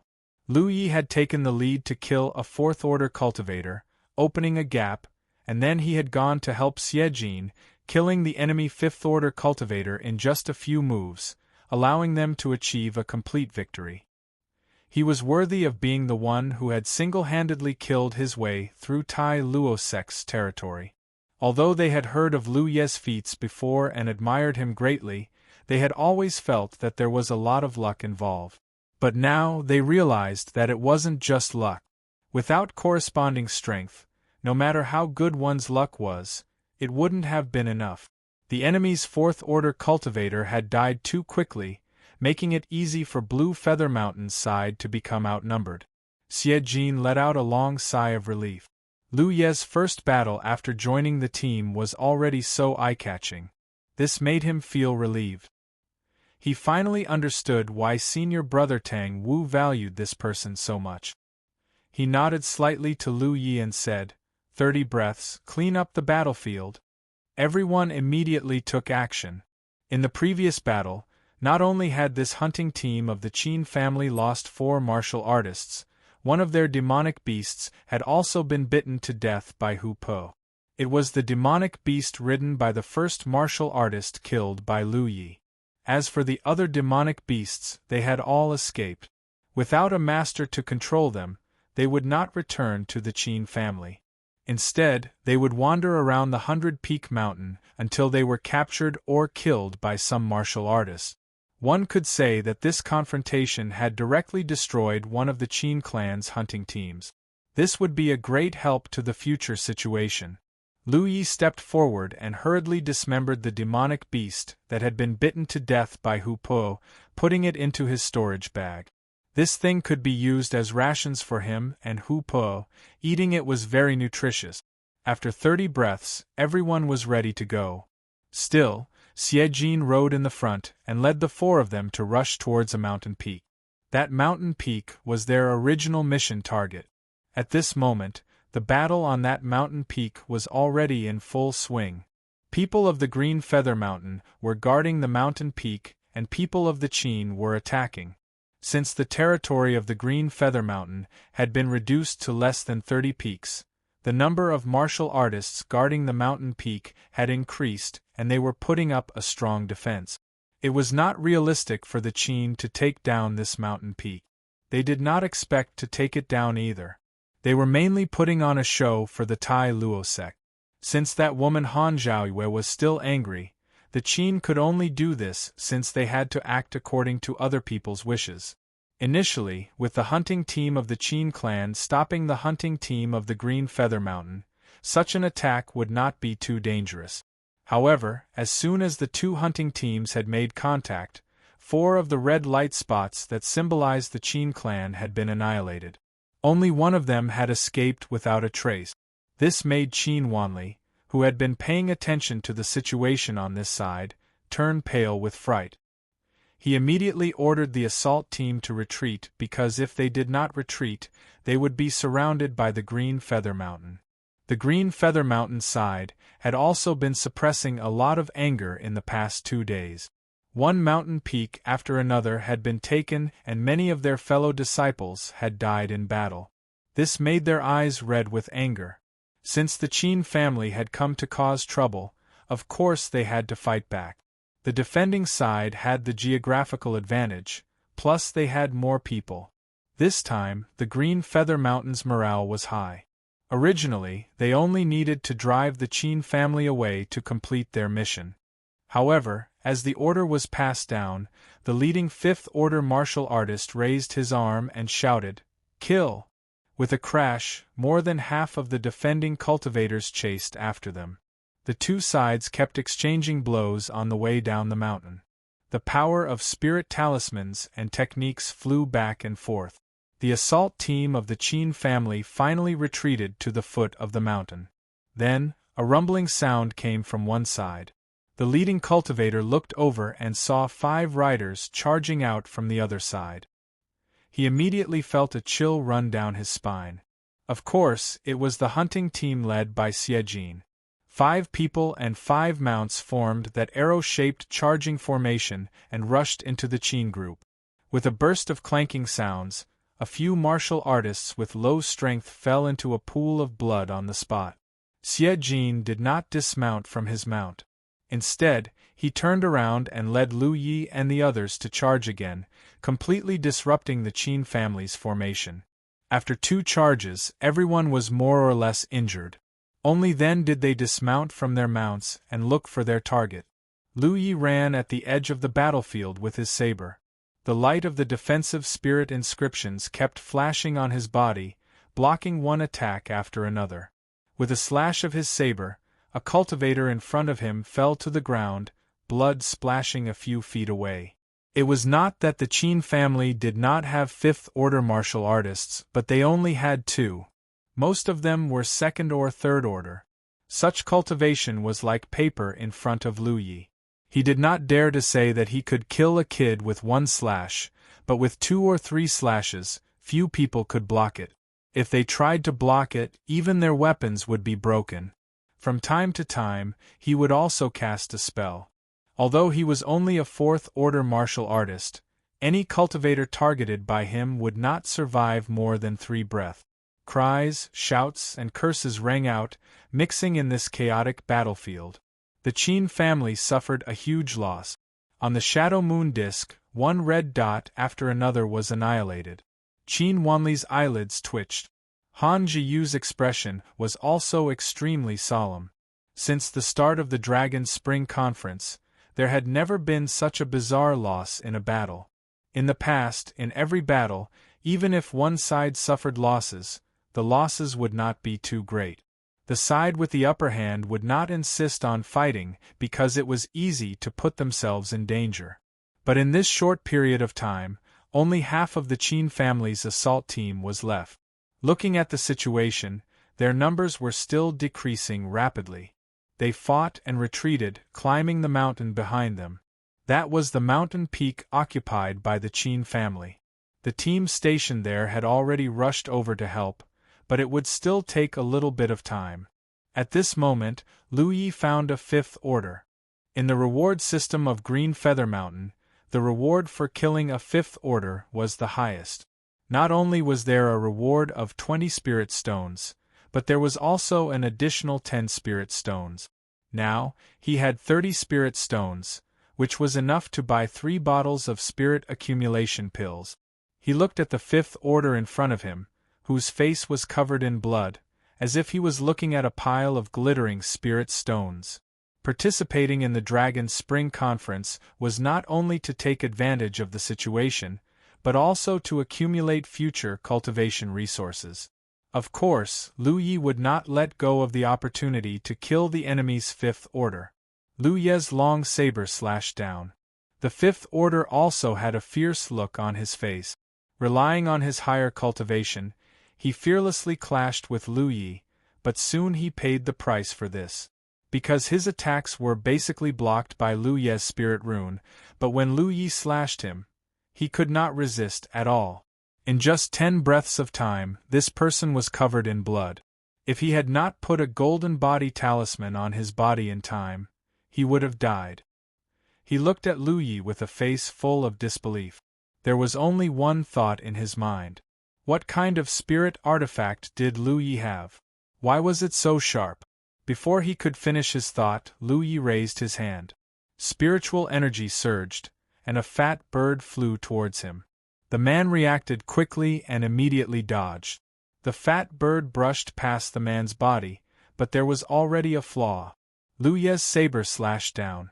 Having experienced the sharpness of Lu Ye's saber, the man did not dare to meet it head-on. He rolled on the ground and dodged in embarrassment. Just as he stood up, a long whip curled around his neck. The long whip flickered with spiritual light, and he was forcefully pulled back.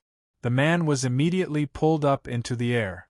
Lu Yi quickly stepped forward and slashed 3 times at the man's airborne body.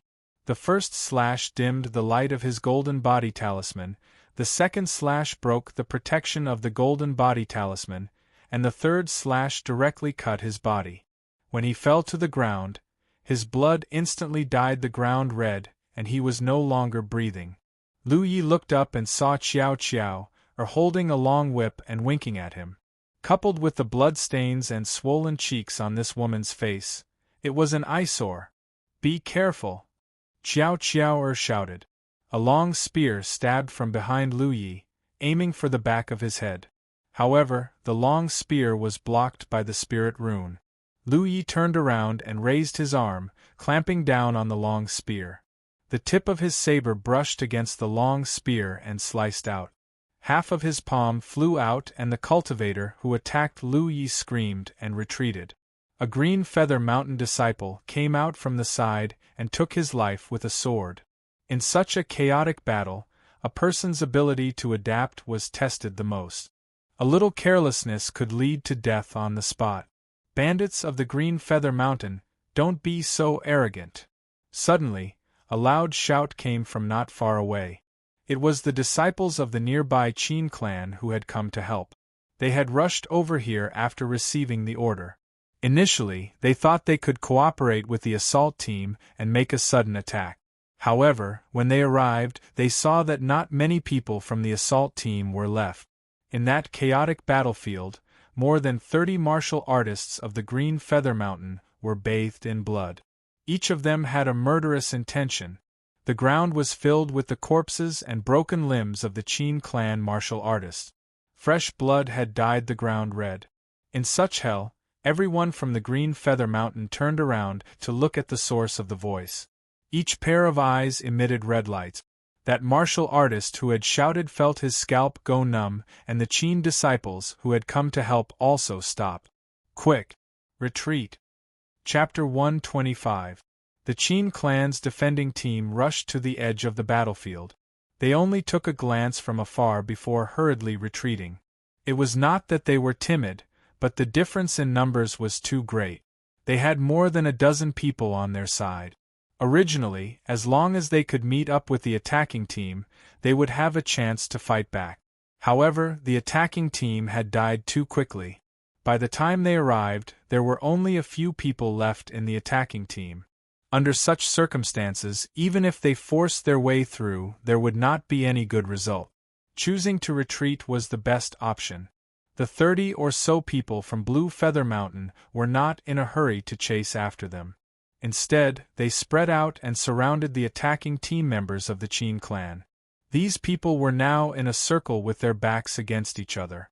They were extremely desperate. However, no one begged for mercy because everyone knew that begging for mercy was useless.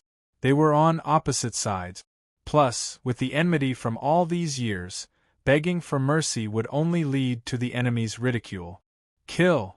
There was still a fifth order who managed to survive, but he was seriously injured. With a shout, he led his remaining clansmen in a certain direction. Facing such enemies who were like cornered beasts, naturally no one would be stupid enough to confront them head-on. It was not worth it to be accidentally dragged to the grave with them. What greeted them was a series of technique. After a cultivator reached the fifth order, they could basically determine their own faction. At the fourth order, they were already preparing for their future path. Therefore, if a cultivator at this level wanted to walk the path of a magic cultivator, they would have already begun to study technique. However, because their cultivation was still low and they were not proficient in casting techniques, it was difficult for them to cast a complete technique in a fierce battle. However, before the Qin clan people made their move, they were already preparing to cast their technique. At this moment, it was just the right time to cast them. There were less than 10 techniques, colorful lights, and all kinds of attribute. Among them, a fat firebird was the most eye-catching. As the techniques fell, several Qin clan cultivators died on the spot, leaving only the fifth order. Covered in cuts and bruises, this guy rushed in front of a rogue cultivator recruited by Blue Feather Mountain, unable to even circulate his spirit energy to protect his body. That person laughed and said, "Serves me right for getting rich."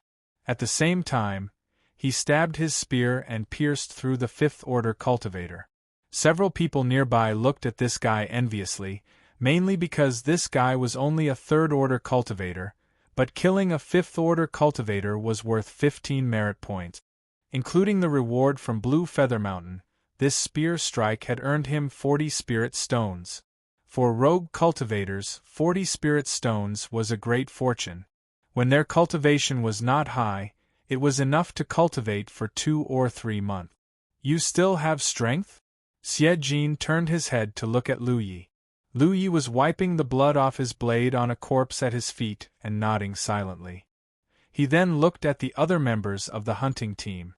Song Xie coughed violently as if he was about to die. Panting heavily, he said, "I can't do anything else. Killing is the only thing I still have strength." What kind of logic was this? Xie Jin smiled. "Since you all still have strength, let's chase." The battle naturally would not end so simply. For the people of Blue Feather Mountain, the battle had just begun. The 5 of them summoned their mounts and Xie Jin signaled to one of his fifth-order cultivators before leading Lu Ye's group towards the opposite mountain peak. Then, the fifth-order cultivator led the members of his hunting team and quickly followed. Just now, the Qin clan attacked Blue Feather Mountain. Now, it was Blue Feather Mountain's turn to fight back. The speed of the martial artists was still fast. Lu Yi and the others only saw the figures of the Qin disciples when they were halfway up the mountain. Hearing the movements behind them, the people of the Qin turned around to look, and all of them turned pale with fright. For a time, the scene was somewhat chaotic. The fifth-order cultivator immediately roared, "Don't panic. Get into formation. There are only 5 of them. They are Blue Feather Mountain's hunting team." It had to be said that his response was not wrong. If they scattered at this time, it would only give Lu Yi and the others a chance to take them down one by one. The hunting team's mobility was undoubtedly stronger than theirs. However, Xie Jin had no intention of rushing up.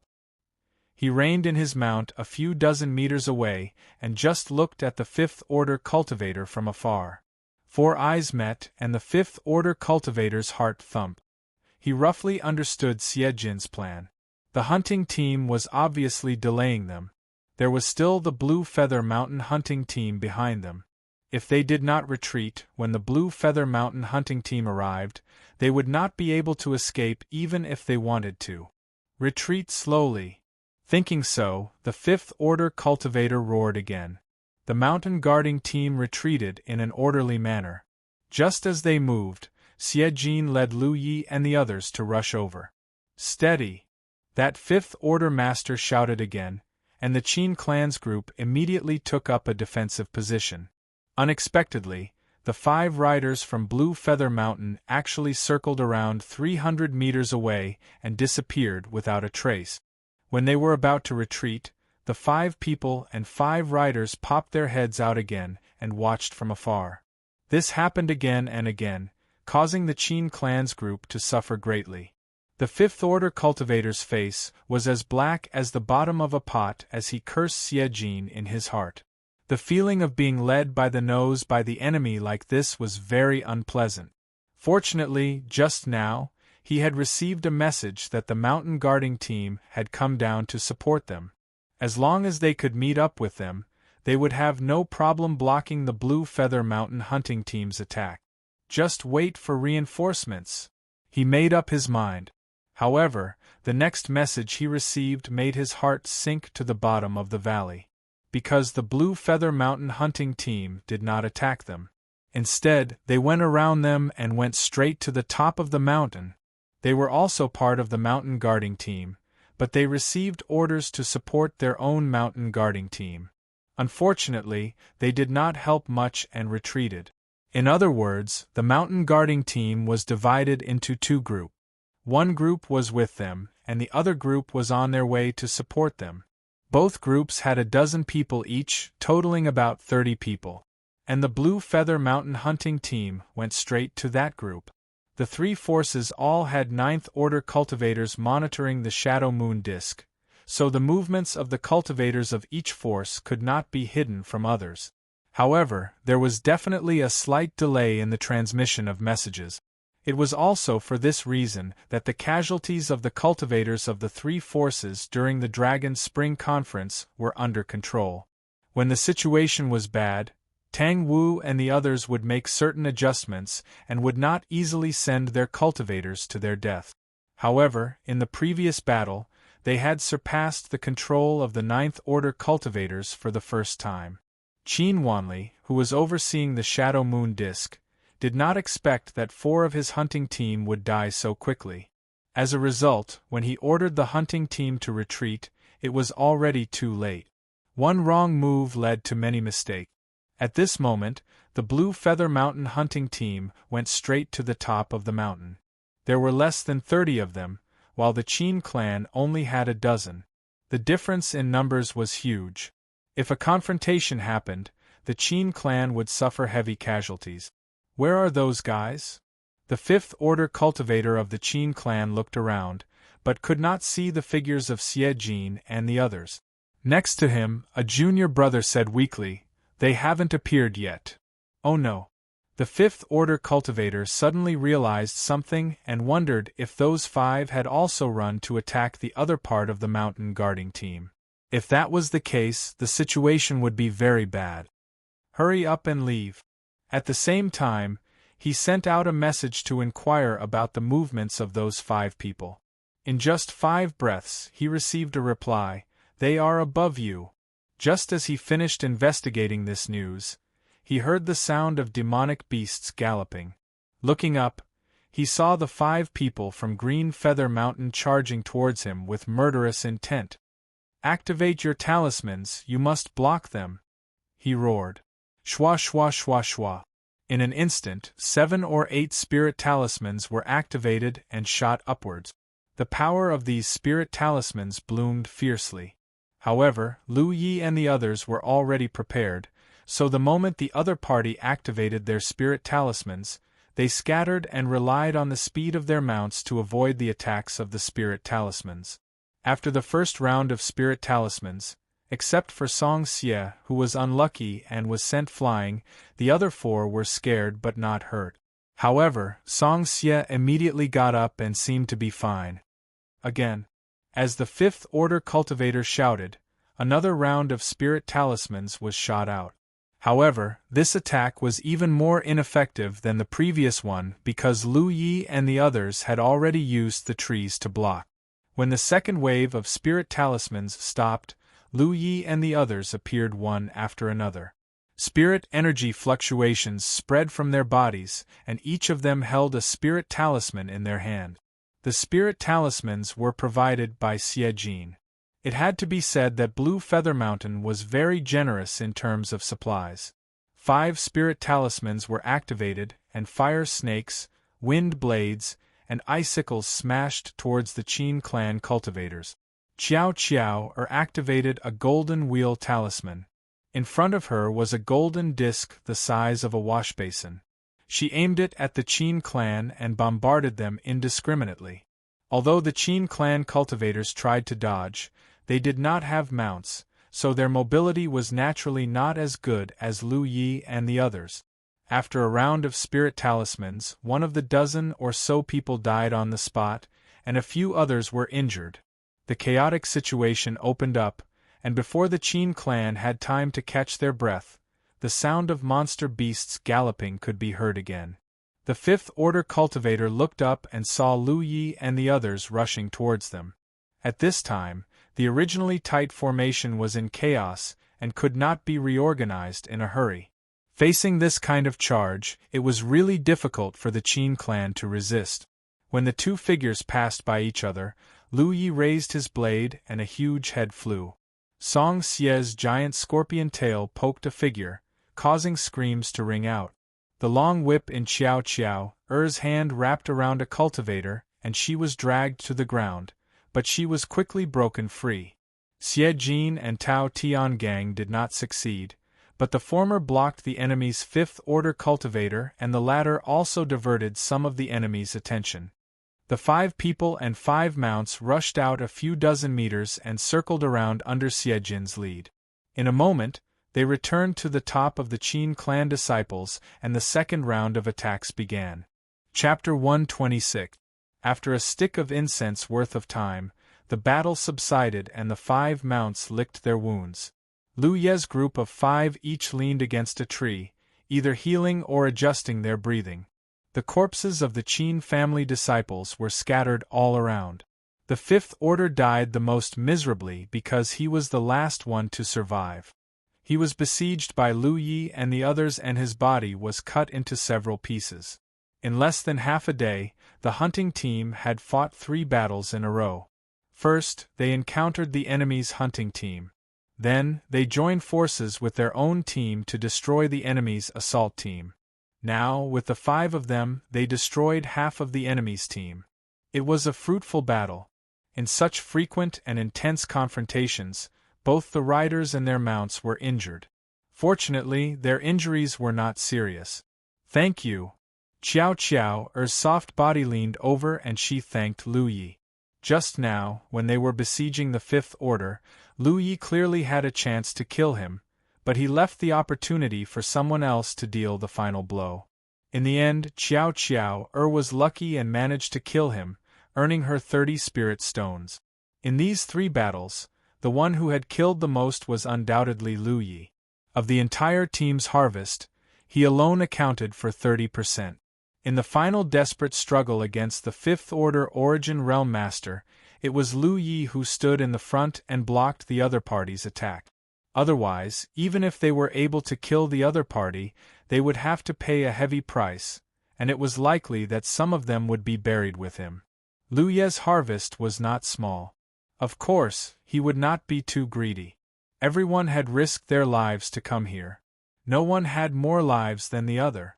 If possible, he was willing to help others. It was not easy to be a rogue cultivator. You deserve it. Lu Yi responded casually while recovering his spirit qi. He moved his body slightly to the side. This woman's enthusiasm was a little unbearable. Qiao Qiao moved closer to him and whispered, "Elder sister will find you tonight." Roar! A big white head suddenly squeezed between the two, and a pair of breathtaking tiger eyes stared at Qiao Qiao. Of course I didn't say anything. Qiao Qiao quickly got up and covered her butt with her hands. She walked to the side and sat down. She remembered the unpleasant memories from last night. This scene made Song Xie, who was healing his wounds, laugh out loud. As he laughed, he could not stop coughing. Qiao Qiao's gaze was as sharp as a knife. Cough until you die. Not far away, there were rustling sounds and waves of spiritual energy fluctuations. Xie Jin raised his hand and said, "Don't panic. We're on the same side." It was indeed their own people. The assault team had already taken down this mountain peak and killed many people, so they hurried over to provide support. When the Fifth Order Origin Realm leader arrived, he was dumbfounded. "They're all dead." Initially, they thought it would be a tough battle. After all, the hunting team only had 5 people, and the Qin clan had more than a dozen people. Even if the hunting team had mounts, at most, they could only delay the other party here. On the way here, they were already prepared to fight a big battle. In the end, when they arrived, they realized the battle had already ended. Looking at the number of corpses around him, the Fifth Order cultivator sucked in a breath of cold air. The enemy had been completely wiped out. How could his hunting team be so powerful? He hadn't noticed it before. The Fifth Order Origin Realm Master looked at Xie Jin in shock.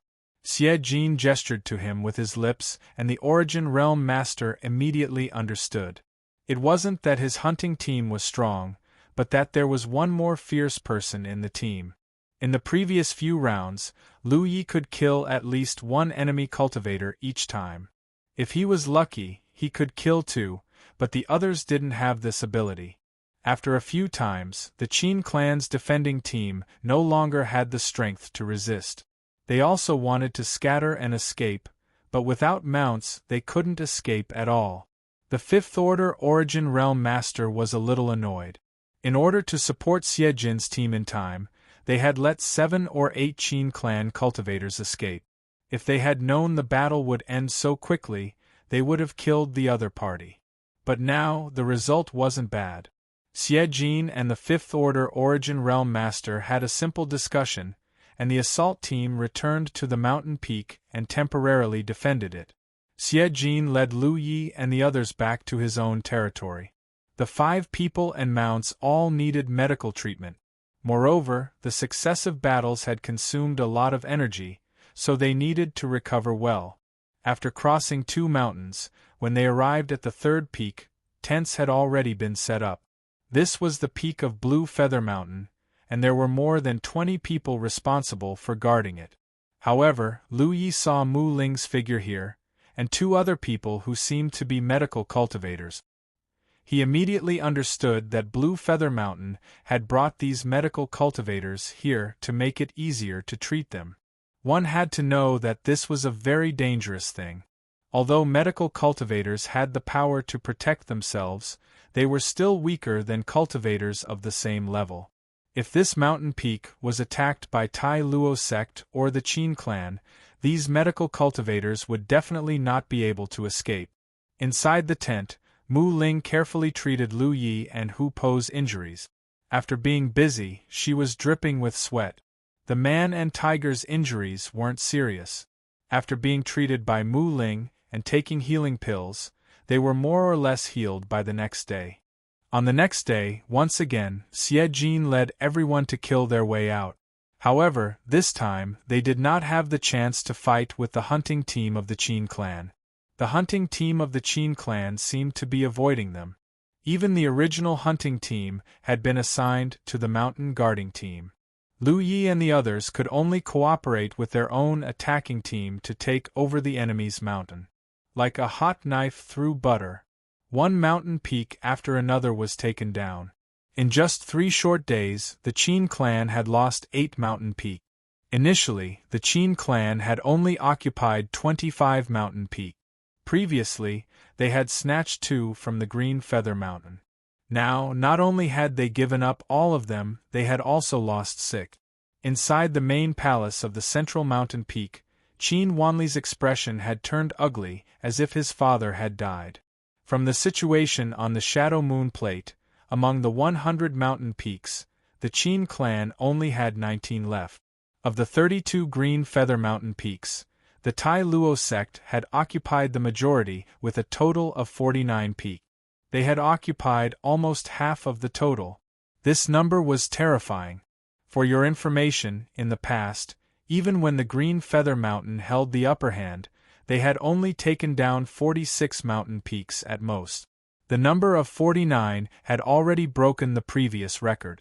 Such situation had occurred mainly because in these 3 days, the Green Feather Mountain had been attacking the Qin clan's territory while giving up their own. Each time when the Supreme Luo sect sent an assault team to attack, the defending team would retreat ahead of time and give up their own mountain peak. This way, they could avoid some unnecessary losses and ensure the combat power of the defending team. Tang Wu's goal was simple. He would not fight with the Supreme Luo sect first and cripple the Qin clan. When he had the time, he would take care of the Supreme Luo sect. Qin Wanli was not an idiot, and how could he not see through this point? Yet, what could he do? The rules were laid out here, and those mountain peaks represented the spots to enter the Dragon's Spring. The Qin clan could not refuse. Senior brother Tang, isn't this going too far? Qin Wanli looked at Tang Wu with a worried expression. How is it going too far? Tang Wu said lightly. The Green Feather Mountain has acted within the rules and did not break the contract. How is it going too far?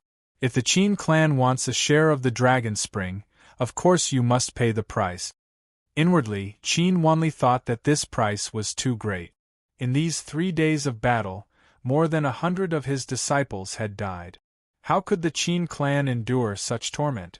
From the Shadow Moon Plate, another group of blue light spots headed towards the mountain peak where the red light spots were stationed. Clearly, they were going to attack. When he compared the number and strength of both sides, Qin Wanli gave a long sigh. This time, they would not be able to defend. He did not know how many people would die. His expression changed a few times as he said in a low voice, Senior brother Tang, the Qin clan wants 18 mountain peaks. Tang Wu raised his eyes to look at him and curled the corner of his mouth. Okay. Qin Wanli let out a breath and immediately initiated the battlefield mark to send out an order. In a short moment, the red light spots on that mountain peak started to retreat. A group of blue light spots surged up the mountain peak and occupied it effortlessly. Qin Wanli secretly glanced at Han Zhiyu. Indeed, he saw that Han Zhiyu was glaring at him. He could only smile helplessly. The Qin clan could not take it anymore. A moment ago, when he asked Tang Wu for 18 mountain peaks, he meant that he would not go out and cause trouble in the future. Tang Wu agreed to this request. Thus, the remaining matter would be the battle between the Green Feather Mountain and the Supreme Luo sect. This naturally made Han Zhiyu very unhappy. But so what? The Qin clan had originally been watching the show from the sidelines, but Han Zhiyu had insisted that they intervene. This intervention not only caused many clan members to be injured or killed, but also resulted in the loss of only 18 mountain peaks. On the other hand, the Supreme Luo sect not only did not suffer any losses, but also occupied nearly half of the mountain peak. Han Zhiyu clearly knew the Qin clan's concerns. A clan that had only risen for 30 years was not as strong as the two clans. Thus, she did not intend to force Qin Wanli to do anything. She only glared at him and then turned to look at Tang Wu. Despicable! Useless roar! Tang Wu said indifferently. Han Zhiyu was furious. Come and fight if you dare. What kind of man are you if you always avoid fighting? Are all of you turtles from the Green Feather Mountain? You want to fight? Tang Wu turned to look at her. Then as you wish. As soon as he finished speaking, the situation on the Shadow Moon disk suddenly changed. At the intersection of the two clans' territories, wave after wave of blue light spots moved out and attacked the mountain peaks occupied by the black light spots. A mocking smile appeared on Tang Wu's face. The stall is so big. Can you take care of it all? There were only so many disciples in each clan. Thus, during the Dragon Spring Conference, it was not always better to occupy as many mountain peaks as possible. If too many mountain peaks were occupied, the defensive power would become weak. For example, although Han Zhiyu had strengthened the defense of the mountain peaks as much as possible, it was still weak compared to the enemy's attack power. Once the Green Feather Mountain attacked, the Tai Luo sect's chances of winning would be very small. I want to. What can you do? Han Zhiyu gritted her teeth. In her anger, she issued a series of orders. A moment later, the scattered black light spots moved forward continuously to supplement the defensive power. Seeing this scene, Tang Wu's lips curled up slightly. Qin Wanli wanted to say something but stopped. He looked up and met Tang Wu's fierce gaze. Qin Wanli's mouth twitched and he did not dare to say anything. He was afraid that if he spoke, the blue light spots would change direction and attack the Qin clan's mountain peak. Chapter 127. The nearby mountain peaks were in full swing. Looking from afar, one could see flashes of various colors and chaotic spirit energy fluctuations. The Green Feather Mountain sect had officially launched an attack on the Tai Luo sect. Furthermore, they had sent out 5 or 6 assault squads to attack the various mountain peaks. On each mountain peak, there were at least a few dozen people, and at most a few hundred people, engaged in fierce battle. Halfway up the mountain, Xie Jin's team was on standby. The 5 of them didn't make a single sound. They were just silently recovering and conserving their strength. Their task was very simple. They would wait for the enemy's hunting team. If the enemy's hunting team didn't show up, they would join forces with the nearest team to kill the enemy cultivators. The Qin family had been beaten until they were scared, so Green Feather Mountain had nothing to worry about. They could fight freely with Tai Luo sect. Half an hour after the battle began, Xie Jin suddenly opened his eyes and shouted, "Let's go!" The 5 of them immediately got on their mount. Lu Yi was in the lead, Xie Jin and Tao Tiangang were in the middle, and Song Xie and Xiao Qiao brought up the rear. At first, Xie Jin was in the lead, but in a battle a day ago, he was accidentally injured. The injury wasn't too serious, but it wasn't light either. It had affected his strength. In the end, they decided to let Lu Yi replace him. As a result, everyone was surprised to find that the following battles were much simpler than before. Lu Yi charged at the front and often caused casualties to the enemy. It was easy for their side to be outnumbered. Recalling the various scenes of fighting side by side in the past few days, they felt that Lu Ye's background was extraordinary. 5 people and 5 mounts rushed out with a rumbling sound. Xie Jin pointed the direction to Lu Yi. They didn't run to the top of the mountain, but to the other side of the mountain. Lu Yi understood that they were going to fight the enemy's hunting team. It seemed that they had a slight advantage in the battle at the top of the mountain. Otherwise, the enemy's hunting team wouldn't have come to support them. The enemy has 5 people, 2 fifth order and 3 fourth order, Xie Jin shouted behind Lu Yi, One for you, one for me. Lu Yi nodded. Xiao Qiao laughed. They really think highly of us. In order to deal with Lu Ye's hunting team, the other side had actually dispatched 2 fifth-order masters, which clearly showed the importance Tai Luo sect attached to them. It was no wonder that Tai Luo sect was so cautious. The main reason was that Lu Ye's hunting team had killed too many enemy cultivators over the past few days, so no one dared to underestimate them. They're coming towards us. Xie Jin roared again. There was no need for his reminder. Lu Yi, who was at the forefront, could vaguely see several figures rapidly closing the distance between them. Still 300 meters away, Lu Yi stared at the fifth-order leader of this group. This man had a fierce look on his face and a small beard on his chin. He looked to be in his early 20s. Lu Yi raised his hand and cast a spell. However, due to the violent turbulence, the spell didn't hit its target. He fired a second shot. This time, his aim was much better, but his opponent ducked and dodged it. When the distance between them was less than 10 feet, Lu Yi slowly pulled out his long saber. Lu Yi didn't know what kind of monster beast his opponent was riding, but it looked like a lion or a tiger. When they passed by each other, Lu Yi raised his saber and chopped down at the fifth-order master on his mount. When the other party dodged too far, his mount twisted and slammed into Hupu. Hupu roared. At the same time, Lu Yi felt a strong impact and was sent flying. He rolled a few times on the ground before he could regain his footing. He quickly swept his eyes around and found that everyone behind him was in the same situation. They were all knocked off their mounts and stood up awkwardly. They weren't the only ones, the enemy was the same. It seemed that the other party didn't want to fight them on their mounts. Lu Yi lowered his eyes slightly and gripped the long saber in his hand. It seemed that the other party was very confident in keeping them here. Where did their confidence come from? At this time, there was no time to think too much. After landing, Lu Yi rushed forward and slashed his saber at the fifth-order master's neck before he could regain his footing. The other party hurriedly raised his arm to block. With a clanging sound, the saber enhanced with sharpness failed to cut off the other party's arm. Instead, it felt like it had hit a piece of metal. Lu Yi immediately understood that the other party was wearing an arm guard. No wonder he dared to take his saber head-on. This guy was most likely an individual cultivator.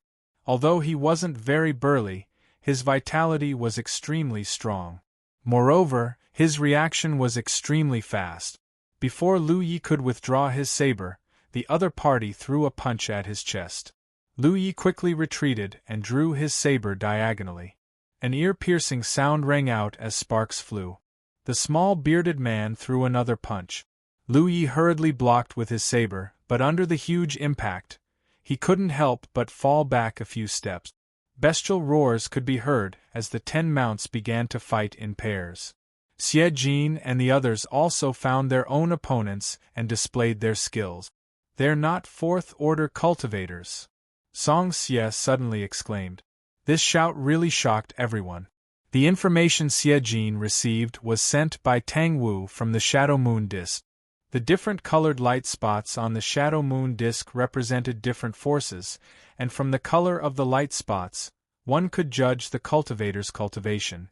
This Tai Luo sect hunting team had 2 fifth-order cultivators and 3 fourth-order cultivators on the Shadow Moon Disk. Although this wasn't a weak lineup, Lu Yi and the others weren't afraid. Xie Jin was a fifth-order cultivator, so he could block one of them. Lu Yi even had a record of killing fifth-order cultivators. The others only needed to focus on their own target. So, before the battle began, everyone was relatively relaxed. Even if they couldn't win, they wouldn't be in too much danger. But when they really fought, Song Xie was shocked to find that his target was actually a fifth-order cultivator. What frightened him even more was that his opponent was a Dharma cultivator. Song Xie couldn't get close to him at all and could only flee in embarrassment. But if this continued, he would die sooner or later. Ah! Another scream rang out. It was Tao Tiangang. Accompanied by this scream, his body couldn't help but retreat. There was a foot-long wound on his chest, and his flesh was torn apart. His opponent didn't spare him and pressed forward. Judging from the spirit energy fluctuations he released, this guy was also a fifth-order cultivator. Xiao Qiao suddenly panicked. Fortunately, her opponent was only a fourth-order cultivator and didn't reveal his fifth-order cultivation. But the current situation was extremely unfavorable for them. Originally, they thought there were only 2 fifth-order cultivators, but now there were 4. Even if the number of people was the same, it was still a crushing advantage. As long as either Song Xie or Tao Tiangang was defeated and killed, the enemy would be able to outnumber them and expand their advantage like a rolling snowball. In the hall, Tang Wu's face was solemn. He looked up at Han Zhiyu. A woman's heart is really unpredictable. At this moment, he also knew that he had been schemed against. Tai Luo sect had a method to suppress one's cultivation. In fact, this method wasn't rare, but it was a little unusual for it to appear on a low-level cultivator. Ordinary spirit talismans didn't have this effect. The aura-concealing talisman would conceal all spirit energy, so it couldn't suppress one's cultivation at all. To achieve this effect, a special spirit inscription had to be used. Moreover, the spirit inscription had to be branded on the body. This required a spirit inscription master who was proficient in spirit inscriptions. The price to hire such a spirit inscription master was not small. Tai Luo sect didn't have such a person, so these 2 fifth-order cultivators must have been arranged by Tai Luo sect in advance. Taking them out at this time really caught Green Feather Mountain off guard. Han Zhiyu was no longer as irritable as before. She covered her mouth and chuckled. Men are really easy to deceive. She glanced at Tang Wu. Do you think I don't know that the kid riding the tiger is in this hunting team? Her previous performance was just to confuse Tang Wu. Although you've made all sorts of arrangements to confuse me in the past few days, I've been keeping an eye on him. I know exactly where he is. Han Zhiyu raised her slender jade finger and pointed at the location where the 2 hunting teams were fighting on the Shadow Moon Disk. The Qin family's heavy losses these past few days have a lot to do with this little brat. Such a person naturally needs to be dealt with as soon as possible. I will deal with your hunting team first. She slowly moved her finger up and pointed at the mountain peak where the blue and black dots were fighting. She continued, after that, we'll reinforce this place. As long as we kill everyone here, our Tai Luo sect's assault team will be able to tear a hole in your defensive line. We'll charge straight in and attack your rear. When that time comes, we'll kill 1 on sight, kill 2 on sight. We'll kill you until you piss your pants in terror, ha ha ha. Tang Wu's expression was ugly because this was his original plan. As long as Xie Jin's team could defeat the opponent's hunting team, they could reinforce the nearby battle. In the battle over there, Green Feather Mountain already had a slight advantage. Once Xie Jin's team joined, this advantage would continue to expand. In the previous deployment, Han Zhiyu had transferred many people from the rear of her territory to the front, which caused the rear defense to be extremely weak. As long as they could win the battle at the front of the mountain and kill enough enemies, the rear defense would be like paper to Green Feather Mountain. At that time, they could attack whichever mountain they wanted. Today's battle could be said to be the most important battle in the entire Dragon Spring League. If they won, everything would be fine. If they lost, there would be no turning back. This was the case for both sides. He had thought that it was a mistake for Han Zhiyu to transfer the cultivators from the rear to the front, but now it seemed that this woman had already seen through everything. Her previous exasperation was just a cover. She allowed Tang Wu to make all kinds of arrangements and then took advantage of the situation to turn his plan into her own. Tang Wu's eyelids twitched. He knew that he had underestimated Han Zhiyu, and the price he had to pay for underestimating her was almost unbearable. On the side, Qin Wanli was also trembling with fear. Compared with Tang Wu and Han Zhiyu, these 2 cunning guys, he felt that he was an innocent little rabbit. If the Qin family wanted to rise, It would be a long way to go. Chapter 128. The two hunting teams had only fought for a moment, but Lu Yi and the others were already at a disadvantage. Tao Tiangang was injured, and Song Xie was forced to flee. It was only a matter of time before he was defeated and killed. Although Qiao Er's side was stable for the time being, it was of no help to the overall situation. As for Xie Jin, he was injured, so it was already good enough that he could entangle his opponent. The situation was extremely bad for Lu Yi and the others. If this continued, it wouldn't be long before Tao Tiangang or Song Xie were killed. At that time, the situation would be irreversible. I have to break out of this situation. Lu Ye's mind raced as he slashed out with his saber, forcing the mustached body cultivator to retreat. At the same time, he raised his hand and summoned his small bell spirit artifact. Pouring his spirit energy into it, the small bell flew out with a whoosh. In the blink of an eye, it grew in size and slammed down on the fifth-order cultivator.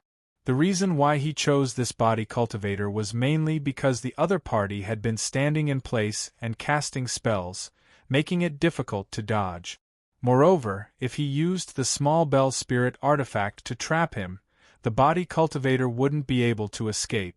If he wasn't careful, he might accidentally injure himself while casting spells. With a bang, the small bell shone on the body cultivator. Song Xie was dodging with all his strength at this time. Seeing that the body cultivator was trapped, a trace of struggle and hesitation flashed across his face. He turned around and rushed towards Tao Tiangang. He didn't know how long the small bell spirit artifact could trap the opponent, but there was no doubt that this was an opportunity. As long as he could join forces with Tao Tiangang, even if he couldn't defeat Tao Tiangang's opponent, he could at least hold on for a while. He just had the idea of taking the opportunity to escape, but he quickly dismissed it because he knew that if the others were killed, he wouldn't be able to survive. Instead of running away, he might as well fight with all his might. With his help, Tao Tiangang's side finally stabilized. With the two of them working together, they could entangle the fifth-order cultivator for a while. On the other side, after summoning the small bell spirit artifact, Lu Yi rushed towards the mustached body cultivator, slashing with his saber. However, the other party simply raised his arms in front of his body and blocked all of Lu Ye's attacks without retaliating. Seeing this, Lu Yi raised his hand and cast a spell. His fat bird slammed into the man's chest and exploded. The man's face was immediately burned, but he seemed to be wearing some kind of defensive equipment under his clothes. Lu Ye's spell's attacks intended effect. He staggered back a few steps and gritted his teeth. Amazing! Even with the difference of an entire origin realm, Yang Kai was only able to parry Lu Ye's attacks, demonstrating just how strong his enemy was. As soon as he finished speaking, Lu Yi kicked out at him. With a furious roar, the blood qi in his body surged, and a bloody mist appeared on the surface of his body. Aiming at Lu Ye's foot, he punched out. The moment the spiritual energy collided, the two figures fell back. Lu Yi felt the soles of his feet go numb, and he almost couldn't stand steadily. The small bearded body cultivator wasn't any better. Lu Ye's kick directly knocked him to the ground. Before he could get up, Lu Yi had already rushed over, the long blade in his hand chopping down like a storm. The body cultivator roared angrily. His spiritual power merged with his qi and blood, and the blood mist around his body became even thicker. However, as Lu Yi slashed down with the sharpness spirit inscriptions, the defense faded at a speed visible to the naked eye. Not far away, the small bell spirit artifact began to ring violently, and the luster of the spirit belt around it was rapidly fading. It wouldn't be long before the trapped fifth-order cultivator broke free. At that time, the opportunity Lu Yi had fought so hard for would be gone. I have to kill this body cultivator as soon as possible. Only then will I have a chance to survive. Lu Ye's heart was filled with hatred. Almost without hesitation, he swung his blade again and again, but every strike was blocked by the body cultivator. Even if he managed to land a hit, he couldn't hurt his opponent's vitals.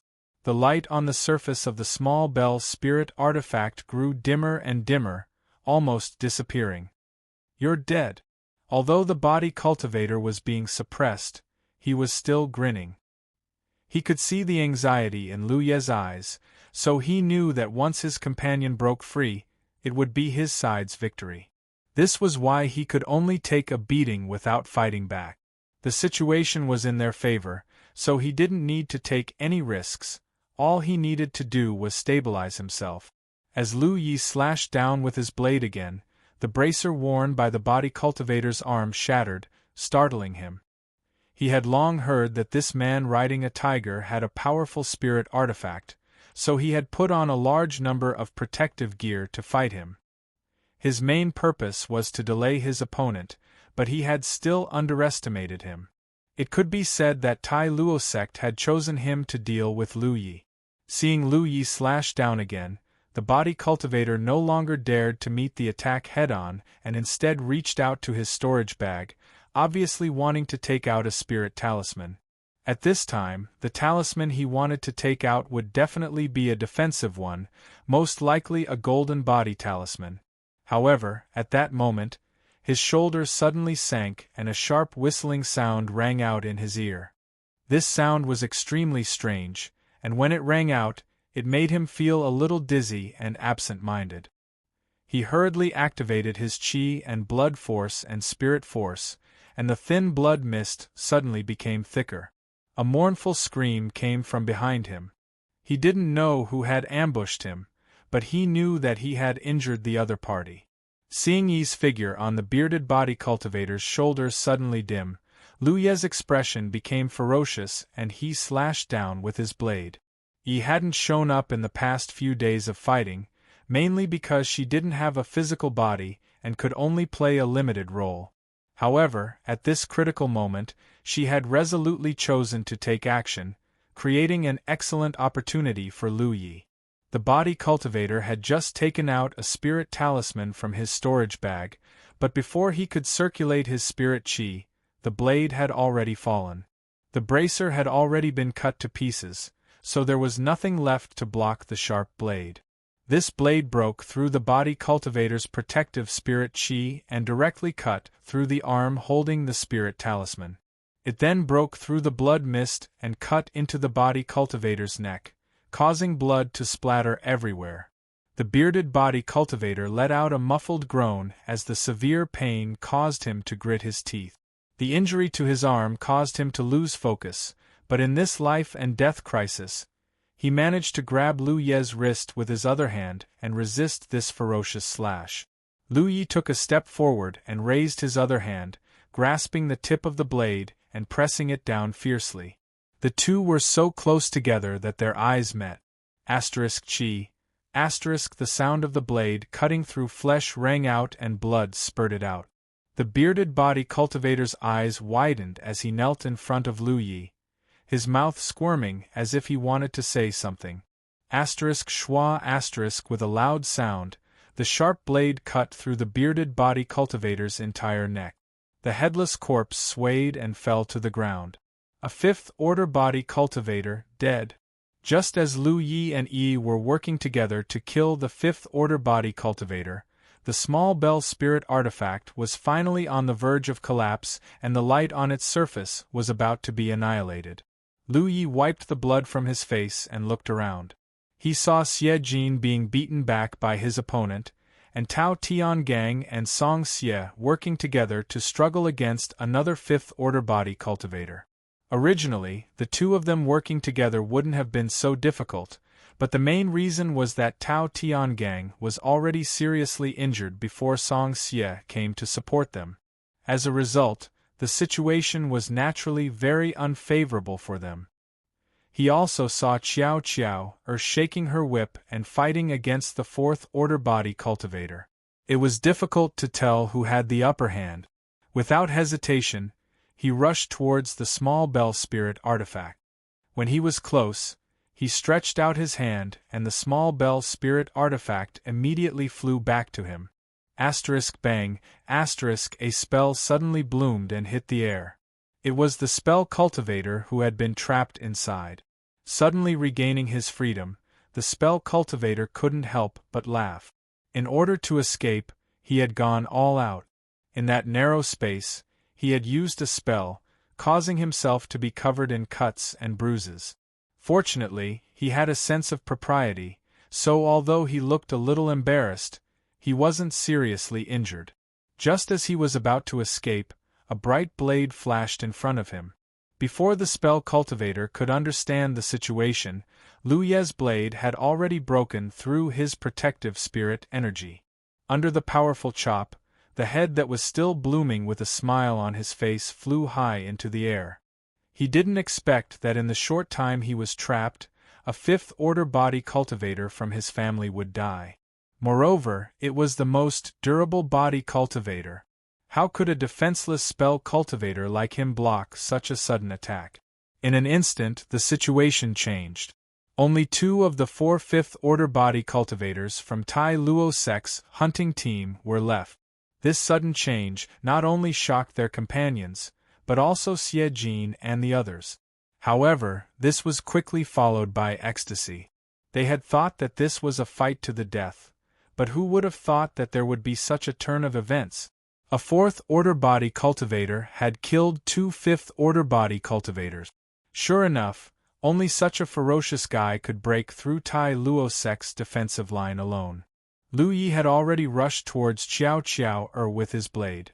The reason why he chose this side was because a 4th-order body cultivator was easier to kill. He had just killed 2 5th-order body cultivators and his spirit energy was in turmoil. He needed to calm down a little. Moreover, the long whip in Qiao's hand was very suitable for him. After fighting for the past few days, they had formed a certain level of tacit understanding, so when she saw Lu Yi charging towards her, Qiao immediately retreated.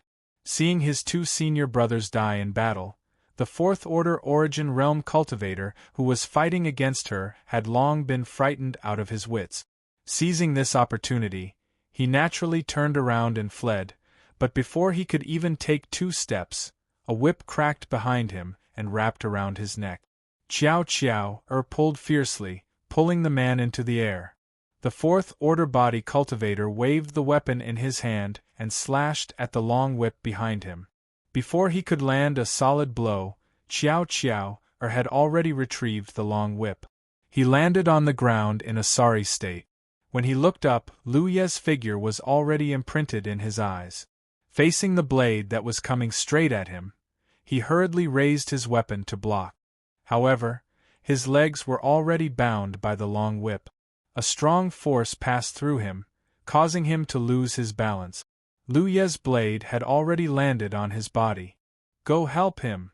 Lu Yi turned around and left, charging towards Xie Jin. Qiao whipped the head of the 4th-order body cultivator lying on the ground and shouted, "Help which side?" Lu Yi did not have the time to reply to her. At this moment, he had already charged into the battle and joined forces with Xie Jin to fight the 5th-order body cultivator. At this moment, the 5th-order body cultivator's face was filled with despair and his expression was extremely strange. It was unknown whether he wanted to cry or laugh, but the power of his attacks was becoming more and more ruthless.